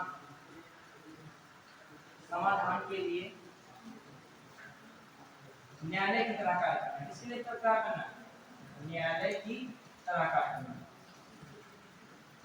क्या करना, कार्य करना, समझ पाए कि नहीं। राजनीतिक दलों को मान्यता तथा चुनाव चिन्ह आवंटन में हुए विवाद के समाधान, जब मान लो राजनीतिक मान्यता देनी है किसी राजनीतिक दल को, और कोई चुनाव चिन्ह वाला मैटर फंसा है, विवाद हो गया, तो उसका निराकरण कौन करेगा, चुनाव आयोग करेगा। उस समय किसके तरह काम कर रहा है, एक न्यायालय की तरह कार्य कर रहा है, बढ़िया। चलिए अब आ जाइए, फिर मैं कह रहा हूँ मान्यता हो गया, ये सब हो गया। फिर बहुत इंपॉर्टेंट एक पॉइंट है, लिखिएगा इसको, संसद के सदस्यों की निर्भरता के मामले में, मतलब अयोग्यता साबित हो रही है, निर्भरता के मामले में राष्ट्रपति को सलाह देना, राष्ट्रपति को क्या देना, सलाह देना। देखिए संसद में आप लोकसभा के सदस्य हो, राज्यसभा के सदस्य हो, दो प्रकार से आपकी डिस्क्वालिफिकेशन होती है। एक जो है डिस्क्वालिफिकेशन, कोई निर्वाचन में गड़बड़ी इत्यादि हो रही है, उस तरीके से कुछ हो रही है, तो उसमें कौन सलाह दे सकता है, मुख्य चुनाव आयोग मतलब निर्वाचन आयोग का मतलब कौन? मुख्य चुनाव आयोग या निर्वाचन आयोग किसको सलाह देगा? राष्ट्रपति को देता है। समझ रहे हैं? ये आर्टिकल जो है 103 कहता है। कौन आर्टिकल कहता है? ठीक है, आर्टिकल 103 अलग से बताइए। आया था वो एक बार क्वेश्चन इस तरीके का कि संसद सदस्यों की निरंतरता के संबंध में राष्ट्रपति को निम्नलिखित में से कौन सलाह देता है? तो बच्चों ने लगाया सुप्रीम कोर्ट। वहां सुप्रीम कोर्ट लगाना चाहिए, किसको लगाना चाहिए था? सलाह कौन देता है? निर्वाचन आयोग। कौन सलाह देता है? ये सब किसके बारे में पढ़ रहे हो? ठीक है, तो और कोई न लगाइएगा। फिर आ जाइए जो हम कहें जो है किसके? विधानमंडल के सदस्यों की निरंतरता के मामले में राज्यपाल को सलाह देना। किसको सलाह देना? राज्यपाल को सलाह देना। किसको सलाह देना? राज्यपाल को सलाह देना। समझ पाया कि नहीं? किसको सलाह देना? राज्यपाल को। क्लियर है कि नहीं? अब विधानमंडल के मतलब विधानसभा या विधान परिषद के किसी सदस्य की निरंतरता संबंधित कोई मामला है तो उसमें राज्यपाल को कौन सलाह देगा? निर्वाचन आयोग। ये नहीं वहां पे राज्य निर्वाचन आयोग लगाओगे। कौन निर्वाचन आयोग? भारत निर्वाचन आयोग। क्लियर? फिर आ जाइए निर्वाचन के लिए। टाइम बहुत तेजी से भागा, थोड़ा सा इसको कवर ही कर देते हैं। निर्वाचन बहुत सारे आयोग हैं, 2-3 क्लास में संवैधानिक आयोग की दी गई है, तो कैसे हो पाएगा? तो इसकी थोड़ा बनानी पड़ेगी। नहीं देगा क्योंकि अभी मैंने कहा विधानसभा और विधान परिषद का चुनाव कौन कराएगा? भारत निर्वाचन आयोग कराएगा। तो कॉमन सी बात है, उसके जिम्मेदार भी कौन रहेगा? क्या नहीं, वोट तो किसी डालेंगे, नागरिक तो भारत के हैं। ठीक है, हाँ फिर आइए फिर आइए क्या है देखिएगा 103 हो गया। निर्वाचन आयोग मताधिकार का वो छीन ले जाएगा, हम छीन ले जाएंगे इनसे क्या? ठीक है, वो गुप्त मतदान होता है, उसमें क्या है? ठीक है, आप कोई नौकरी कर रहे हैं, पीठासीन अधिकारी बने हैं, हमारे बूथ के क्या है आप? अध्यक्ष हैं। देखो 3 है, मतलब समझिए निर्वाचन आयोग पूरा भारत करा रहा है। मुख्य निर्वाचन आयोग पूरे भारत का हेड हो गया चुनाव का। फिर राज्य में जिम्मेदारी दी गई, जो राज्य निर्वाचन को उस समय जिम्मेदारी किसी आयुक्त को दी गई राज्य की, तो वो एक निर्वाचन का मेन हो गया। जिले पर कौन हो गया? डीएम जो होता है, जिला निर्वाचन अधिकारी, वो पूरी जिम्मेदारी संभाल रहा है। लेकिन बूथ पे कौन संभालता है? पीठासीन समझो एक हिसाब से बूथ निर्वाचन अधिकारी है। भाई लिखा ही जाता बूथ निर्वाचन अधिकारी, वही क्या है? पीठासीन। तो अब क्या पीठासीन वोट नहीं डालेगा? अरे डीएम भी वोट डालेगा। आप कह दो कि निर्वाचन जिला निर्वाचन अधिकारी तो इसमें दिक्कत हो जाए, तो वोट तो मताधिकार तो भाई है, अब जिसको चाहेगा वो उसको वोट देगा। क्लियर? हाँ फिर आ जाइए, ध्यान दीजिएगा। अब मैं कह रहा हूँ इसमें लिखा अब निर्वाचन के लिए समझिएगा राष्ट्रपति आवश्यक कर्मचारियों के बारे में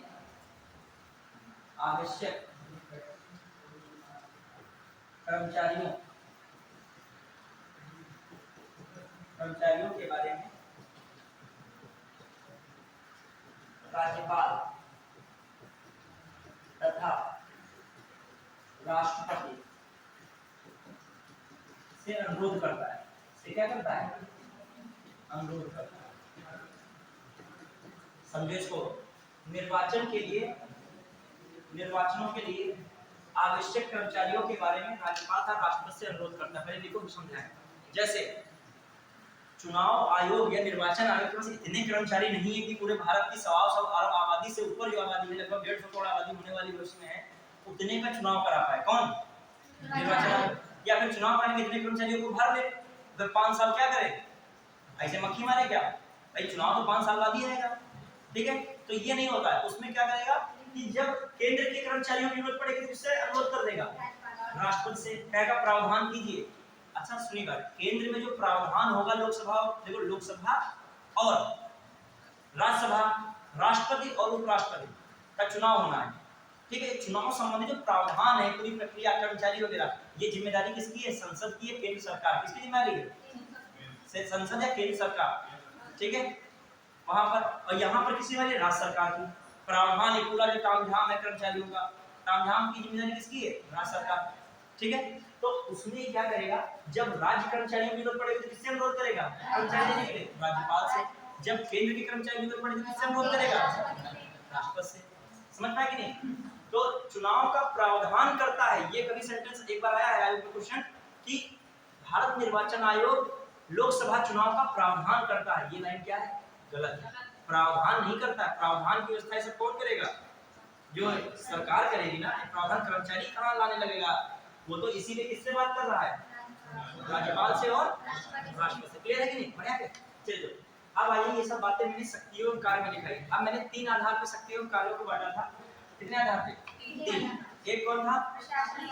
प्रशासनिक, दूसरा सलाहकारी और तीसरा न्यायिक, अर्धन्यायिक, क्वासी जुडिशरी।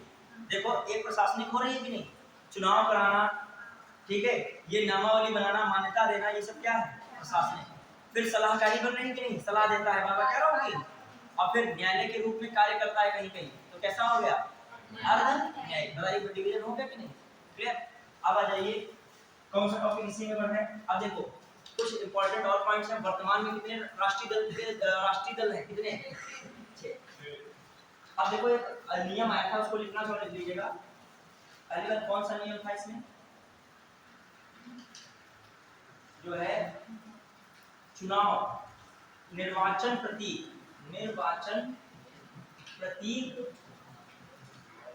ठीक है, आरक्षित एवं आवंटन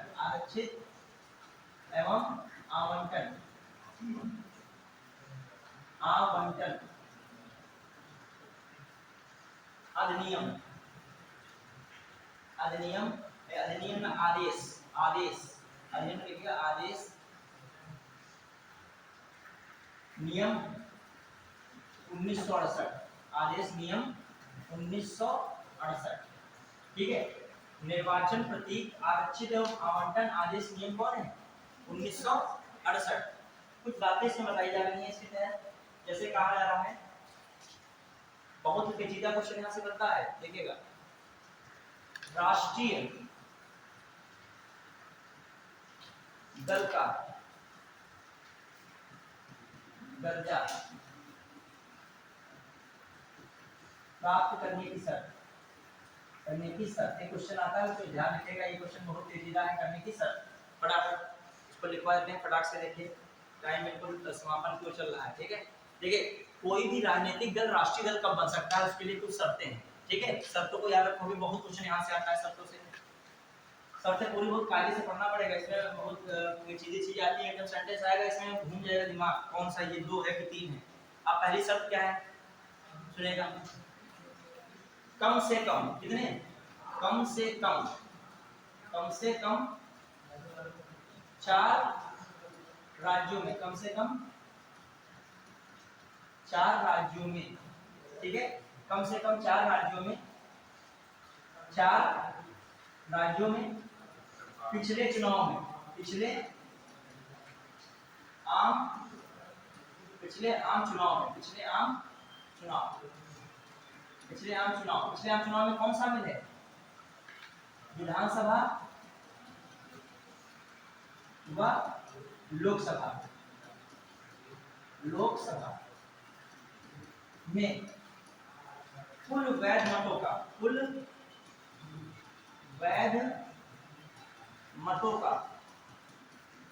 मतों का कितने %? 6% मतदान प्राप्त हो तथा लोकसभा में कितनी सीटें? लोकसभा में 4 सीटें प्राप्त हो। लोकसभा में कितनी सीटें प्राप्त हो? 4 सीटें। ये किसकी बात है? ये क्या कहा जा रहा है? राष्ट्रीय दल का। अगली शर्त कोई बताएगा? अगली शर्त कितना? अगली शर्त क्या है? अगली शर्त कितनी सीटें, कितना क्या होना, प्राप्त होना चाहिए? नहीं, और कोई बताइए, प्रयास कीजिए, कितना प्राप्त होना चाहिए? कम, एक या एक से अधिक राज्यों में लोकसभा में कितनी सीटें मिल रही हो? 2% सीटें क्या हो रही हो? मिल रही हो। 2% सीटें, 2% लगभग कितनी सीटें हो जाएंगी? 11 के आसपास। कितनी सीटें हो जाएंगी? 11 के आसपास। क्लियर? समझ पाए कि नहीं? लिखिए, इसको भी लिखिएगा।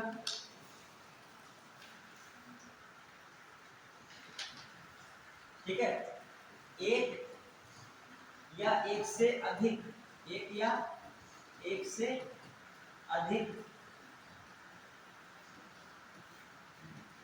एक से अधिक राज्यों में, एक या एक से अधिक राज्यों में लोकसभा में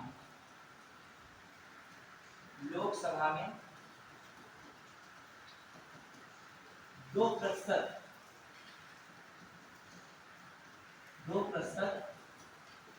सीट प्राप्त है। अभी कोई 2% क्या लिख सकते, कितनी सीटें हों? 11। 2% का मतलब लगभग कितना बन जाएगा? 11। अब एक और लिखेगा, देखिए, किसी भी पार्टी को कम से कम 4 राज्यों में, किसी भी पार्टी को कम से कम कितने राज्यों में? 4 राज्यों में, कम से कम कितने राज्यों में? 4 राज्यों में राजनीतिक, कम से कम कितने राज्यों में? 4 राज्यों में राजनीतिक राज्य स्तरीय दल का दर्जा प्राप्त हो, राज्य स्तरीय दल का दर्जा प्राप्त हो। कितने स्तरीय दल का दर्जा प्राप्त हो? राज्य स्तरीय दल का दर्जा प्राप्त हो। ठीक है, शर्तें आपकी पूरी हो गई, लिखा नहीं मैंने, समझ पाए कि नहीं? तो याद रखिएगा शर्त जो बताया है। पहली शर्त कौन सी बताई है? कम से कम 4 राज्यों में पिछले आम चुनाव, पिछले आम चुनाव का मतलब लोकसभा हो चाहे विधानसभा हो, ठीक है, उन चुनाव में क्या हो? कुल वैध मतों का 6% और साथ ही क्या हो?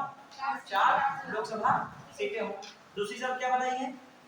एक या एक से अधिक राज्यों से जो है कितनी लोकसभा सीटें प्राप्त हो? 2% लोकसभा सीटें प्राप्त हो। और फिर क्या बता रहा हूँ शर्त में? अब आइए, वही हो गया। एक क्वेश्चन आप बताइएगा, इसमें एक क्वेश्चन आया है, जस्ट मैं देख रहा था। अब देखो,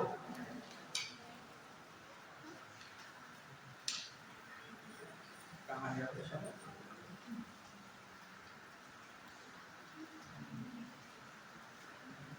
लिखा है, भारत में कोई भी राजनीतिक दल राष्ट्रीय दल के रूप में मान्यता प्राप्त कर सकता है यदि वह राज्य का दल है तो कम से कम 3 राज्यों में, 4 राज्यों में, 5 राज्यों में, 7 राज्यों में उसे राज्य स्तर का दर्जा प्राप्त हो।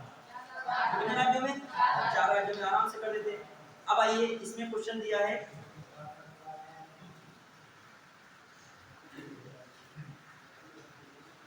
भारत में किसी दल को राष्ट्रीय दल बनने हेतु पूर्व चुनाव में कम से कम कितना प्रतिशत वोट प्राप्त होना चाहिए? उसमें लिखा है 4 या इससे अधिक राज्यों में वैध वोट का 10%। 6 लाइन क्या हो गई?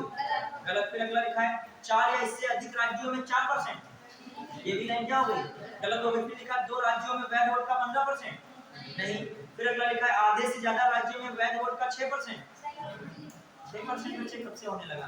ये कह रहा है कि आधे से ज्यादा राज्यों में, आधे से, ये वो क्या कह रहा है? कम से कम 4 राज्य। अरे कम से कम 4 राज्य अलग चीज है, आधे से ज्यादा राज्य 14 या 15 क्या है? 15 राज्य हो गए। तो कम से कम कितने राज्य की शर्त है? ध्यान रखिए, 6% पे नहीं टिक जाइएगा, समझ लो, इजी के करना, ठीक है। फिर अगला, उपयुक्त में से कोई नहीं या एक से अधिक, बताइए, डी ऑप्शन है ये, डी वाला ऑप्शन, ई वाला, उपयुक्त में से कोई नहीं। जरा भी इसको डाउट होगा ये क्वेश्चन ले रुकेगा। अब बीपीएससी 2020 में है, किसमें है? बीपीएससी 2020 में, समझिए। अब आ जाइए, इसके बारे में बात करें, कौन से राष्ट्रीय दल वाले हैं उनको भी देख लीजिए, कौन पार्टी है। देखिए, सबसे पहली कौन पार्टी है राष्ट्रीय? आईएनसी। अब समय 60 दिन चलेगा। आईएनसी कौन है? इंडियन नेशनल कांग्रेस, ठीक है। ये कब स्थापित हुई? 1850। इसको तो बहुत जुनून से लोगों ने बताया, तो लास्ट तक बना रहना चाहिए। अब बताइए आपको, सीपीआई, अब ध्यान दीजिएगा, पहले सीपीआई थी, कम्युनिस्ट पार्टी ऑफ इंडिया, ये 1925 में स्थापित हुई थी, ठीक है, वो अलग थी।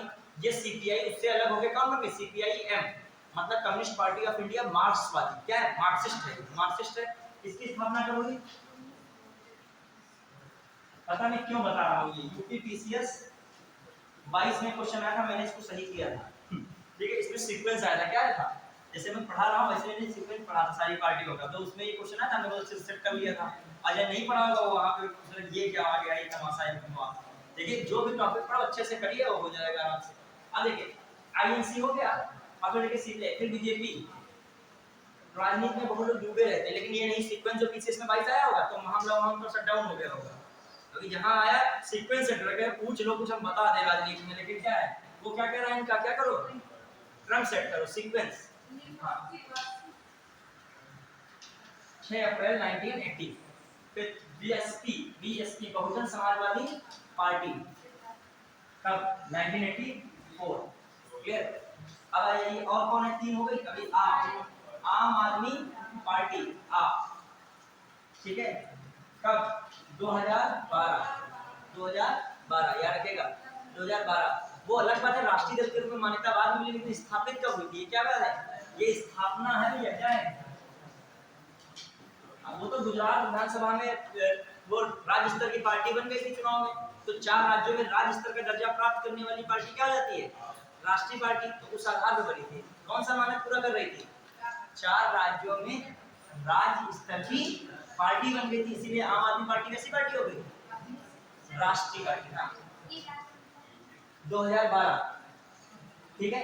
फिर तो देखिएगा नेशनल पीपुल्स पार्टी, इसे कहते हैं एनपीपी, नेशनल पीपुल्स पार्टी। ये कब बनी, 2013। कब बनी, 2013। याद रहेगा। ये कौन है, इस समय वर्तमान में कितनी है, 6 नेशनल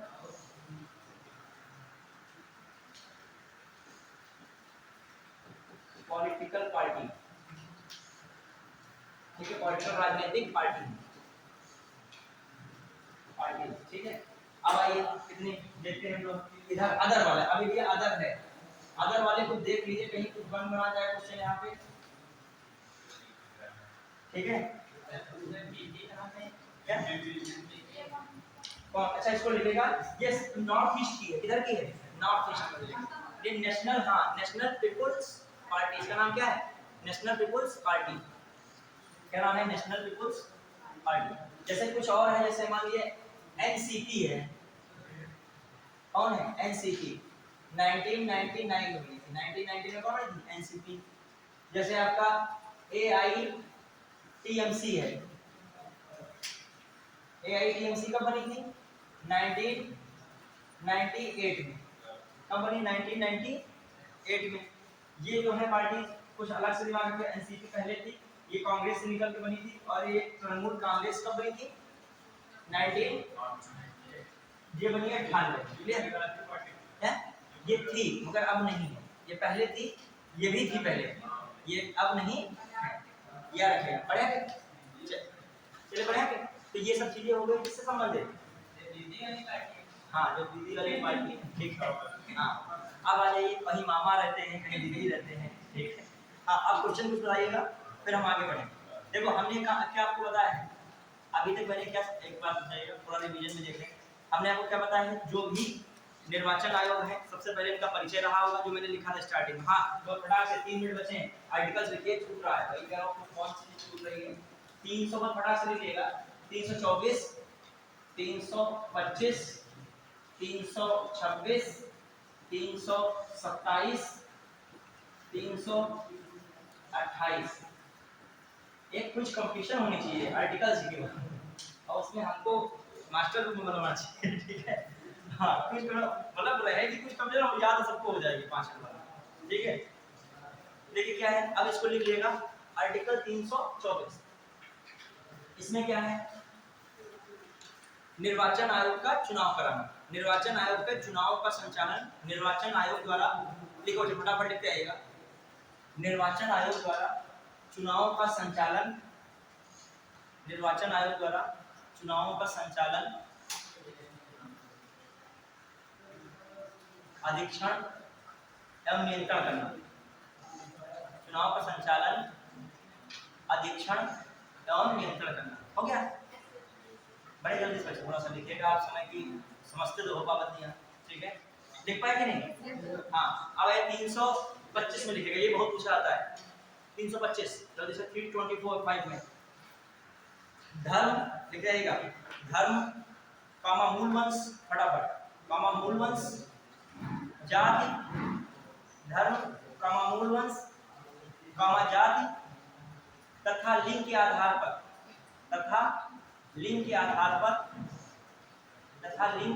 पर निर्वाचक नामावली में शामिल करने या शामिल न करने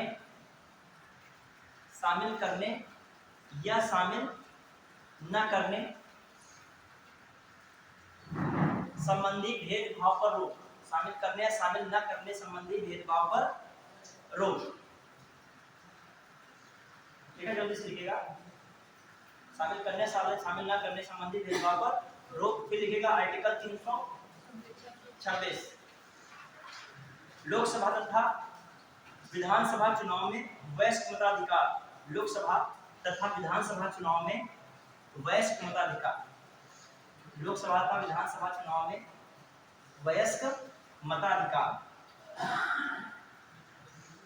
लोकसभा तथा विधानसभा चुनाव में वयस्क मताधिकार कौन सा? 326 327 लिखेगा। 327 326 हो गया। 327 लिखेगा। विधानमंडलों के निर्वाचन में संसद के उपबंध बनाने की शक्ति। संसद के उपबंध बनाने की शक्ति। संसद के उपबंध बनाने की शक्ति। संसद के उपबंध बनाने की शक्ति।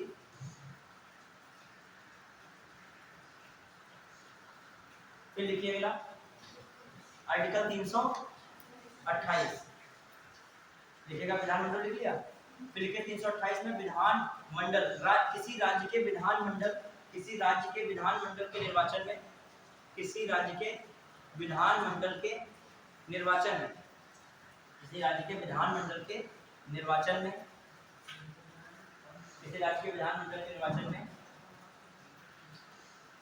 विधानमंडल के उपबंध बनाने की शक्ति।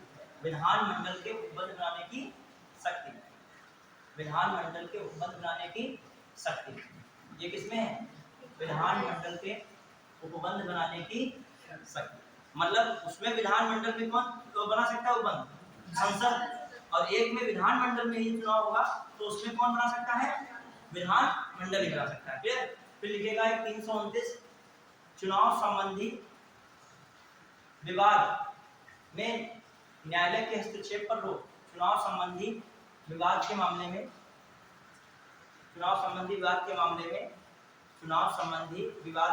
में न्यायालय के हस्तक्षेप पर रोक। न्यायालय के हस्तक्षेप पर रोक। जैसे बहुत सारे बात, कोई मान लीजिए अपने हिसाब से चुनाव चिन्ह को आवंटित कर रहा है, वो कौन है? निर्वाचन आयोग। कोई बहुत सारे जो है विवाद अपने में कोई चुनाव चिन्ह नाम, पार्टी का नाम को लेकर है, इस मामले में कौन है? निर्वाचन। तो भी बहुत सारी चीजें सुप्रीम कोर्ट देखेगा। देखिए अंतिम निर्णय कहीं भी होगा, कौन देखेगा? Supreme court. अभी ईवीएम का मामला आता है, कौन देखता है फाइनल? Supreme court. तो कुछ मामलों में रोक है, इसलिए बताया गया है आर्टिकल में। ठीक है, ये है। और देखेगा सुप्रीम कोर्ट फाइनल की कोई क्वेश्चन मार्क उठता है चुनाव का, तो कौन फाइनल देखता है? Supreme court. न्यायपालिका ही देखती है। क्लियर? अब कुछ क्वेश्चन आपसे पूछ रहे हैं तो आप बताइए फटाक से, देखता हूँ क्या बताते हो कि जो मैंने पढ़ाया है। फिर बस क्लास के बाद मतलब 2-3 मिनट बस। ठीक है, थैंक यू। बहुत जरूरी।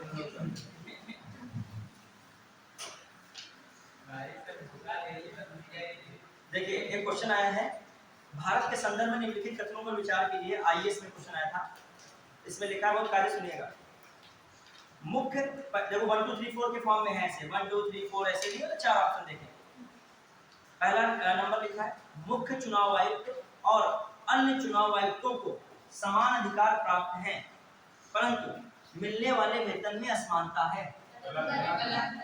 मिलने वाले वेतन में आइए से क्वेश्चन सॉल्व कर रहे हो। फिर आइए 2 नंबर, मुख्य चुनाव आयुक्त वही वेतन पाने का हकदार है जितना उच्चतम न्यायालय के न्यायाधीश को दिया जाता है। मुख्य चुनाव आयुक्त वही वेतन पाने का हकदार है जितना उच्चतम न्यायालय के न्यायाधीश को दिया जाता है। ठीक है, अब ऑप्शन में लिख रहा हूँ, 1 2 है, फिर 2 3 है, फिर 1 4 है और 2 4 है। क्लियर? बताइएगा।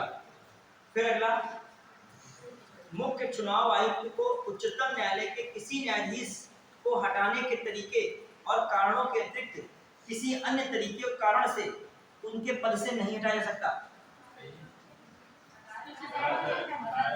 मुख्य चुनाव आयुक्त को उच्चतम न्यायालय के किसी न्यायाधीश को हटाने के तरीके और कारणों के अतिरिक्त किसी अन्य तरीके और कारण से उनके पद से नहीं हटाया सकता। सही है गलत है? कंफ्यूज का है। अभी तो मैंने बताया था मुख्य चुनाव आयुक्त हो चाहे चुनाव आयुक्त, मुख्य चुनाव आयुक्त की बात कर रहा था, क्या कर रहा था? उनको हटाने की रीति एवं रिवाज जो भी है किसके जैसा है? सुप्रीम कोर्ट के मुख्य न्यायाधीश जैसा है। तो बस उसी रीत के आधार पे कर सकते, तो अन्य काहे के आधार पे? तो बात तो क्या कह रहा है? सही है, समझ पाए कि नहीं? इतना दिमाग अंदर तक काहे लगा देते हो कि जो रीत समझ जो गड़बड़ हो जाएगा फिर समझना। उसने क्या लिखा है? मुख्य चुनाव आयुक्त को उच्चतम न्यायालय के किसी न्यायाधीश को हटाने के तरीके और कारणों के अतिरिक्त किसी तरीके और कारण से उनके पद से नहीं हटाया जा सकता। बिल्कुल सही। हमने कोई अतिरिक्त बताया हो, कारण और तरीका बताओ? हमने हमेशा यही कहा किसके तरीके से हटा सकते हैं? सुप्रीम कोर्ट के न्यायाधीश के हटाने के तरीके और रीत से। वो तो मैं अक्षमता कदाचार और किसके अंतर्गत बता रहा था? सुप्रीम कोर्ट के न्यायाधीश के अंतर्गत बता रहा था। लेकिन मैं एक बात पूरी कह दे रहा हूँ, जैसे मैं कहूँ कि कोई लड़का जो है और दूसरे लड़के की तुलना करो। अब मैं एक जो उसके एक लड़का मान लीजिए वो 4 घंटा पढ़ता है, 2 घंटा खेलता है, इधर उधर हॉकी डंडा जो भी खेलता है, फिर मान लीजिए 1 घंटा गाना सुनता है, सबोधन। और फिर इधर वाले लड़के की तुलना करूं, वही चीजें तुलना करूं या एक ही लाइन बोल दूं, ये लड़का इस लड़के के क्या है? समान कार्य करता है। ये ज्यादा सही है कि वो पूरा फिर हम उनका बताएं कि ये उतना करते हैं, ये उतना करते। जब हमने कह दिया ये इनके क्या है? समान कार्य कर रहे हैं, तो बात क्या हो गई? अब वही तो मैंने कहा, हटाने की प्रक्रिया में क्या है? सुप्रीम कोर्ट के न्यायाधीश की तरह है। अब बात क्या आ गई? अब वो अलग बात है, सुप्रीम कोर्ट के न्यायाधीश को हटाने की प्रक्रिया क्या थी वो तो मैं बताने लगा था बात। ये बात क्या है बताइए? सही है। अब ऐसे क्वेश्चन करोगे, पढ़ाया भी है, समझाया भी, तब भी नहीं कर पाओगे, तो प्रयास करो, धीरे धीरे होगा, धीरे धीरे सब होगा। ठीक है। आइए, चुनाव आयुक्त का कार्यकाल उनके पदभार संभालने की तारीख से 5 वर्ष अथवा उनके 62 वर्ष की आयु प्राप्त कर लेने तक जो भी पहले हो निर्धारित है। ये बात क्या है? गलत है। तो कौन सा? वो तो बात सही है, जानते हो 6 और 65। अरे इसमें कौन सा विकल्प सही होगा? कौन सही? बी वाला सही है। पहला वाला भी गलत था और कौन था? चौथा वाला भी। आराम से इसमें कुछ था ही नहीं। पहले वाले में क्या दिया था? मुख्य चुनाव आयुक्त। घबराए ना करो, कोई क्वेश्चन में तुम लोग लैंग्वेज पता नहीं घबराए तो जो मैंने लिखाया है वही तो पूछ रहा हूँ। देखिए क्या था? मुख्य चुनाव आयुक्त और अन्य चुनाव आयुक्तों को समान अधिकार प्राप्त हैं, परंतु वेतन मिलने वाला असमानता है। ये गलत है। अभी कॉपी में खोल के देखो, हमने कहा सबका वेतन क्या है? समान है। कहा है तो बस इसमें क्या दिक्कत? तो हटा दीजिए नंबर 1। अब 2 ऑप्शन तो ऐसे हट गए, देखो खत्म। अब देखिए अब कौन ऑप्शन बचे? 2। उसमें देखिएगा मुख्य चुनाव आयुक्त के वही वेतन का हकदार है जितना उच्चतम न्यायालय का न्यायाधीश पाता है। दिखाया है कि नहीं दिखाया है? जो क्लास में ये बात सही है कि नहीं? सही है। तो बस बात 2 वाला हो रहा है, 2 यहाँ पे भी चल रही है। और फिर क्या? मुख्य चुनाव आयुक्त को उच्चतम न्यायालय के किसी अन्य न्यायाधीश को हटाने के तरीके के अतिरिक्त किसी अन्य तरीके से नहीं हटा सकता है। क्या है ये? सही है। तो दूसरा वाला क्या था? दूसरा वाला जो है गलत, वेतन पंचना है। तो दूसरा वाला भी सही है, तीसरा वाला भी क्या है? सही है। तो कौन सही है? ये वाला सही है। बात करना क्लियर। अब 62 वर्ष वाला क्या है? गलत है। अब बताओ, इसमें लिखा है भारतीय निर्वाचन आयोग की स्थापना निम्नलिखित में से किस आर्टिकल में की गई? बताइए। लिखा है 324 एक ऑप्शन है, फिर 148 लिखा है, फिर 342 लिखा है और फिर कितना लिखा है? 325। किसको टिक मारे? इसको। अब कोई कह रहा 325 इसका किसी मन होने लगा नहीं। अरे इसमें तो केवल किसी को शामिल किया जाए या नहीं शामिल किया जाए, ऐसे क्वेश्चन है। एक क्वेश्चन और बता दिया, आप इसी पर हम जो है क्लास समाप्त करेंगे। बहुत कार्य सुनिएगा। आईएएस में आया है, एमपीपीसीएस 2020 में आया है, 2021 में आया, लगातार 2 साल में आया है। 20 वाला पढ़ के गए होगा, 21 में इसे देखते हैं आंसर मार दिया होगा। देखिए क्या क्वेश्चन था। भारत के निर्वाचन आयोग के मुख्य निर्वाचन आयुक्त को, सुनिएगा पहले कुछ लोग तो इसे ही पहले शब्द सुनते सरेंडर कर देते हैं। अरे कुछ हमें दिया ही नहीं। भारत के निर्वाचन आयोग के निर्वाचन आयोग के मुख्य निर्वाचन आयुक्त को, निर्वाचन आयोग के मुख्य निर्वाचन आयुक्त को उच्चतम न्यायालय के न्यायाधीश के वेतन के बराबर वेतन मिलता है। सही, इसमें कौन सी भी चीज की बात इसमें मिलता है तो मिलता है, इतनी बार पढ़े हो, ठीक है। बड़ा का है सेंटेंस देख के, ठीक है। अपने पर आत्मविश्वास रखिए, धीरे धीरे फिर कब आत्मविश्वास रखोगे, जब तुमको लग रहा है एग्जामिनर की लाइन में विश्वास ज्यादा है, अपने नॉलेज और अपने कंटेंट पे विश्वास नहीं हो तो भ्रमित करने वाला दे सकता है। अगला ये कॉन्फिडेंस बूस्ट के लिए फिर भारत के निर्वाचन आयोग के मुख्य निर्वाचन आयुक्त का कार्यकाल, किसका कार्यकाल, मुख्य निर्वाचन आयुक्त का कार्यकाल पद ग्रहण करने की तारीख से 6 वर्ष की अवधि या 65 वर्ष की आयु जो पहले हो तक होगा। सही, कौन से घबराने की बात है, दोनों बातें क्या है, सही भी चल रही है। आगे देखिए, एक चुनाव आयुक्त किसी भी समय मुख्य चुनाव आयुक्त को संबंधित हस्ताक्षरित लेख द्वारा अपना पद त्याग सकता है। अब देखो पहले बार ऑप्शन देखिए, पहला दूसरा दिया था, फिर उन्होंने कौन सा दिया, दूसरा तीसरा दिया है, ठीक है। फिर ऑप्शन उन्होंने दिया पहला और तीसरा दिया है, फिर दिया केवल तीसरा। पहले इसमें बता दो कौन ऑप्शन सही होगा। पहला वाला सही था और दूसरा वाला भी क्या था, और कोई ऐसा विकल्प नहीं है, तो इसमें कौन सा फर्क टिक मारना है, पहला दूसरा तो पक्का सही होगा, तीसरा देखने की जरूरत नहीं थी। लेकिन तीसरा वाला पढ़ा जाए तो क्या लिखा है उसने, एक चुनाव आयुक्त किसी भी समय मुख्य चुनाव आयुक्त को संबोधित करके अपना त्याग पत्र दे सकता है। एक चीज समझिएगा, चुनाव आयुक्त की नियुक्ति कौन करता है, राष्ट्रपति, तो अपना त्याग पत्र वो किसको देगा, राष्ट्रपति को देगा, ना कि मुख्य चुनाव आयुक्त को। तो याद रखिए, मुख्य चुनाव आयुक्त को त्याग पत्र नहीं देगा, किसको देगा, हटा सकता है, लेकिन इस्तीफा किसको देगा, इस्तीफा उसी को दिया था ज्यादातर जो नियुक्ति करता है, ठीक है। तो इस्तीफा किसको देगा, राष्ट्रपति को देगा, किसको देगा। तो ये वाली लाइन क्या है, गलत। मान लिया आपको दो सेंटेंस पता थे, उस आधार पे कौन ऑप्शन लगा सकते थे, पहला और ये, और नहीं पहला दूसरा दिख रहा है, बताओ नहीं, ये तो कौन सा विकल्प चुनते, पहला दूसरा, ठीक है। अब बताइए, इसमें इतना सिंपल क्वेश्चन आया, पीसीएस में आया, उत्तराखंड में आया, भारत के मुख्य निर्वाचन आयोग की अवधि क्या है, 5 वर्ष राष्ट्रपति के प्रसाद पर्यंत, 6 वर्ष या 65 वर्ष की आयु जो भी पहले हो जाए, 5 वर्ष या 65 वर्ष जो भी पहले हो जाए। ये वहां कर 6 वर्ष, हां जो 6 वर्ष या 65 वर्ष हाँ निर्धारित करते हैं, लेकिन प्रावधान क्या है, 6 वर्ष या 65 वर्ष, समझ पाए कि नहीं। संविधान में नहीं लिखा है, लेकिन वर्णित किया गया है कि कितना होना चाहिए, 6 वर्ष या, देखो संविधान में 3 चीजें नहीं लिखी, समझ लीजिएगा, इन 3 इसके प्रॉब्लम है निर्वाचन आयोग के, बस 1 मिनट 30 सेकंड। देखिए क्या है, पहली प्रॉब्लम क्या है कि योग्यता के बारे में नहीं दिया है, कहीं मैंने बताया निर्वाचन आयोग की योग्यता, ये संविधान में कहीं नहीं लिखा। दूसरी क्या बात है, इनकी समयावधि की भी चर्चा नहीं की गई निर्वाचन आयुक्तों की। और तीसरी बात ये प्रॉब्लम आती है कि जो नियुक्ति, ये सेवानिवृत्त जब हो जाते हैं तो सरकार इनकी किसी भी जगह पर क्या कर सकती है, नियुक्ति कर सकती है, इस पर भी क्या होनी चाहिए, रोक होनी चाहिए। तो ये कितनी बातें हैं, 3। चलिए कोई बात नहीं, आज के लिए आपने अच्छे से पढ़ा, कवर के लगभग क्वेश्चन बता रहे हो कि नहीं, आप लगभग हो जाएंगे जब करोगे क्वेश्चन।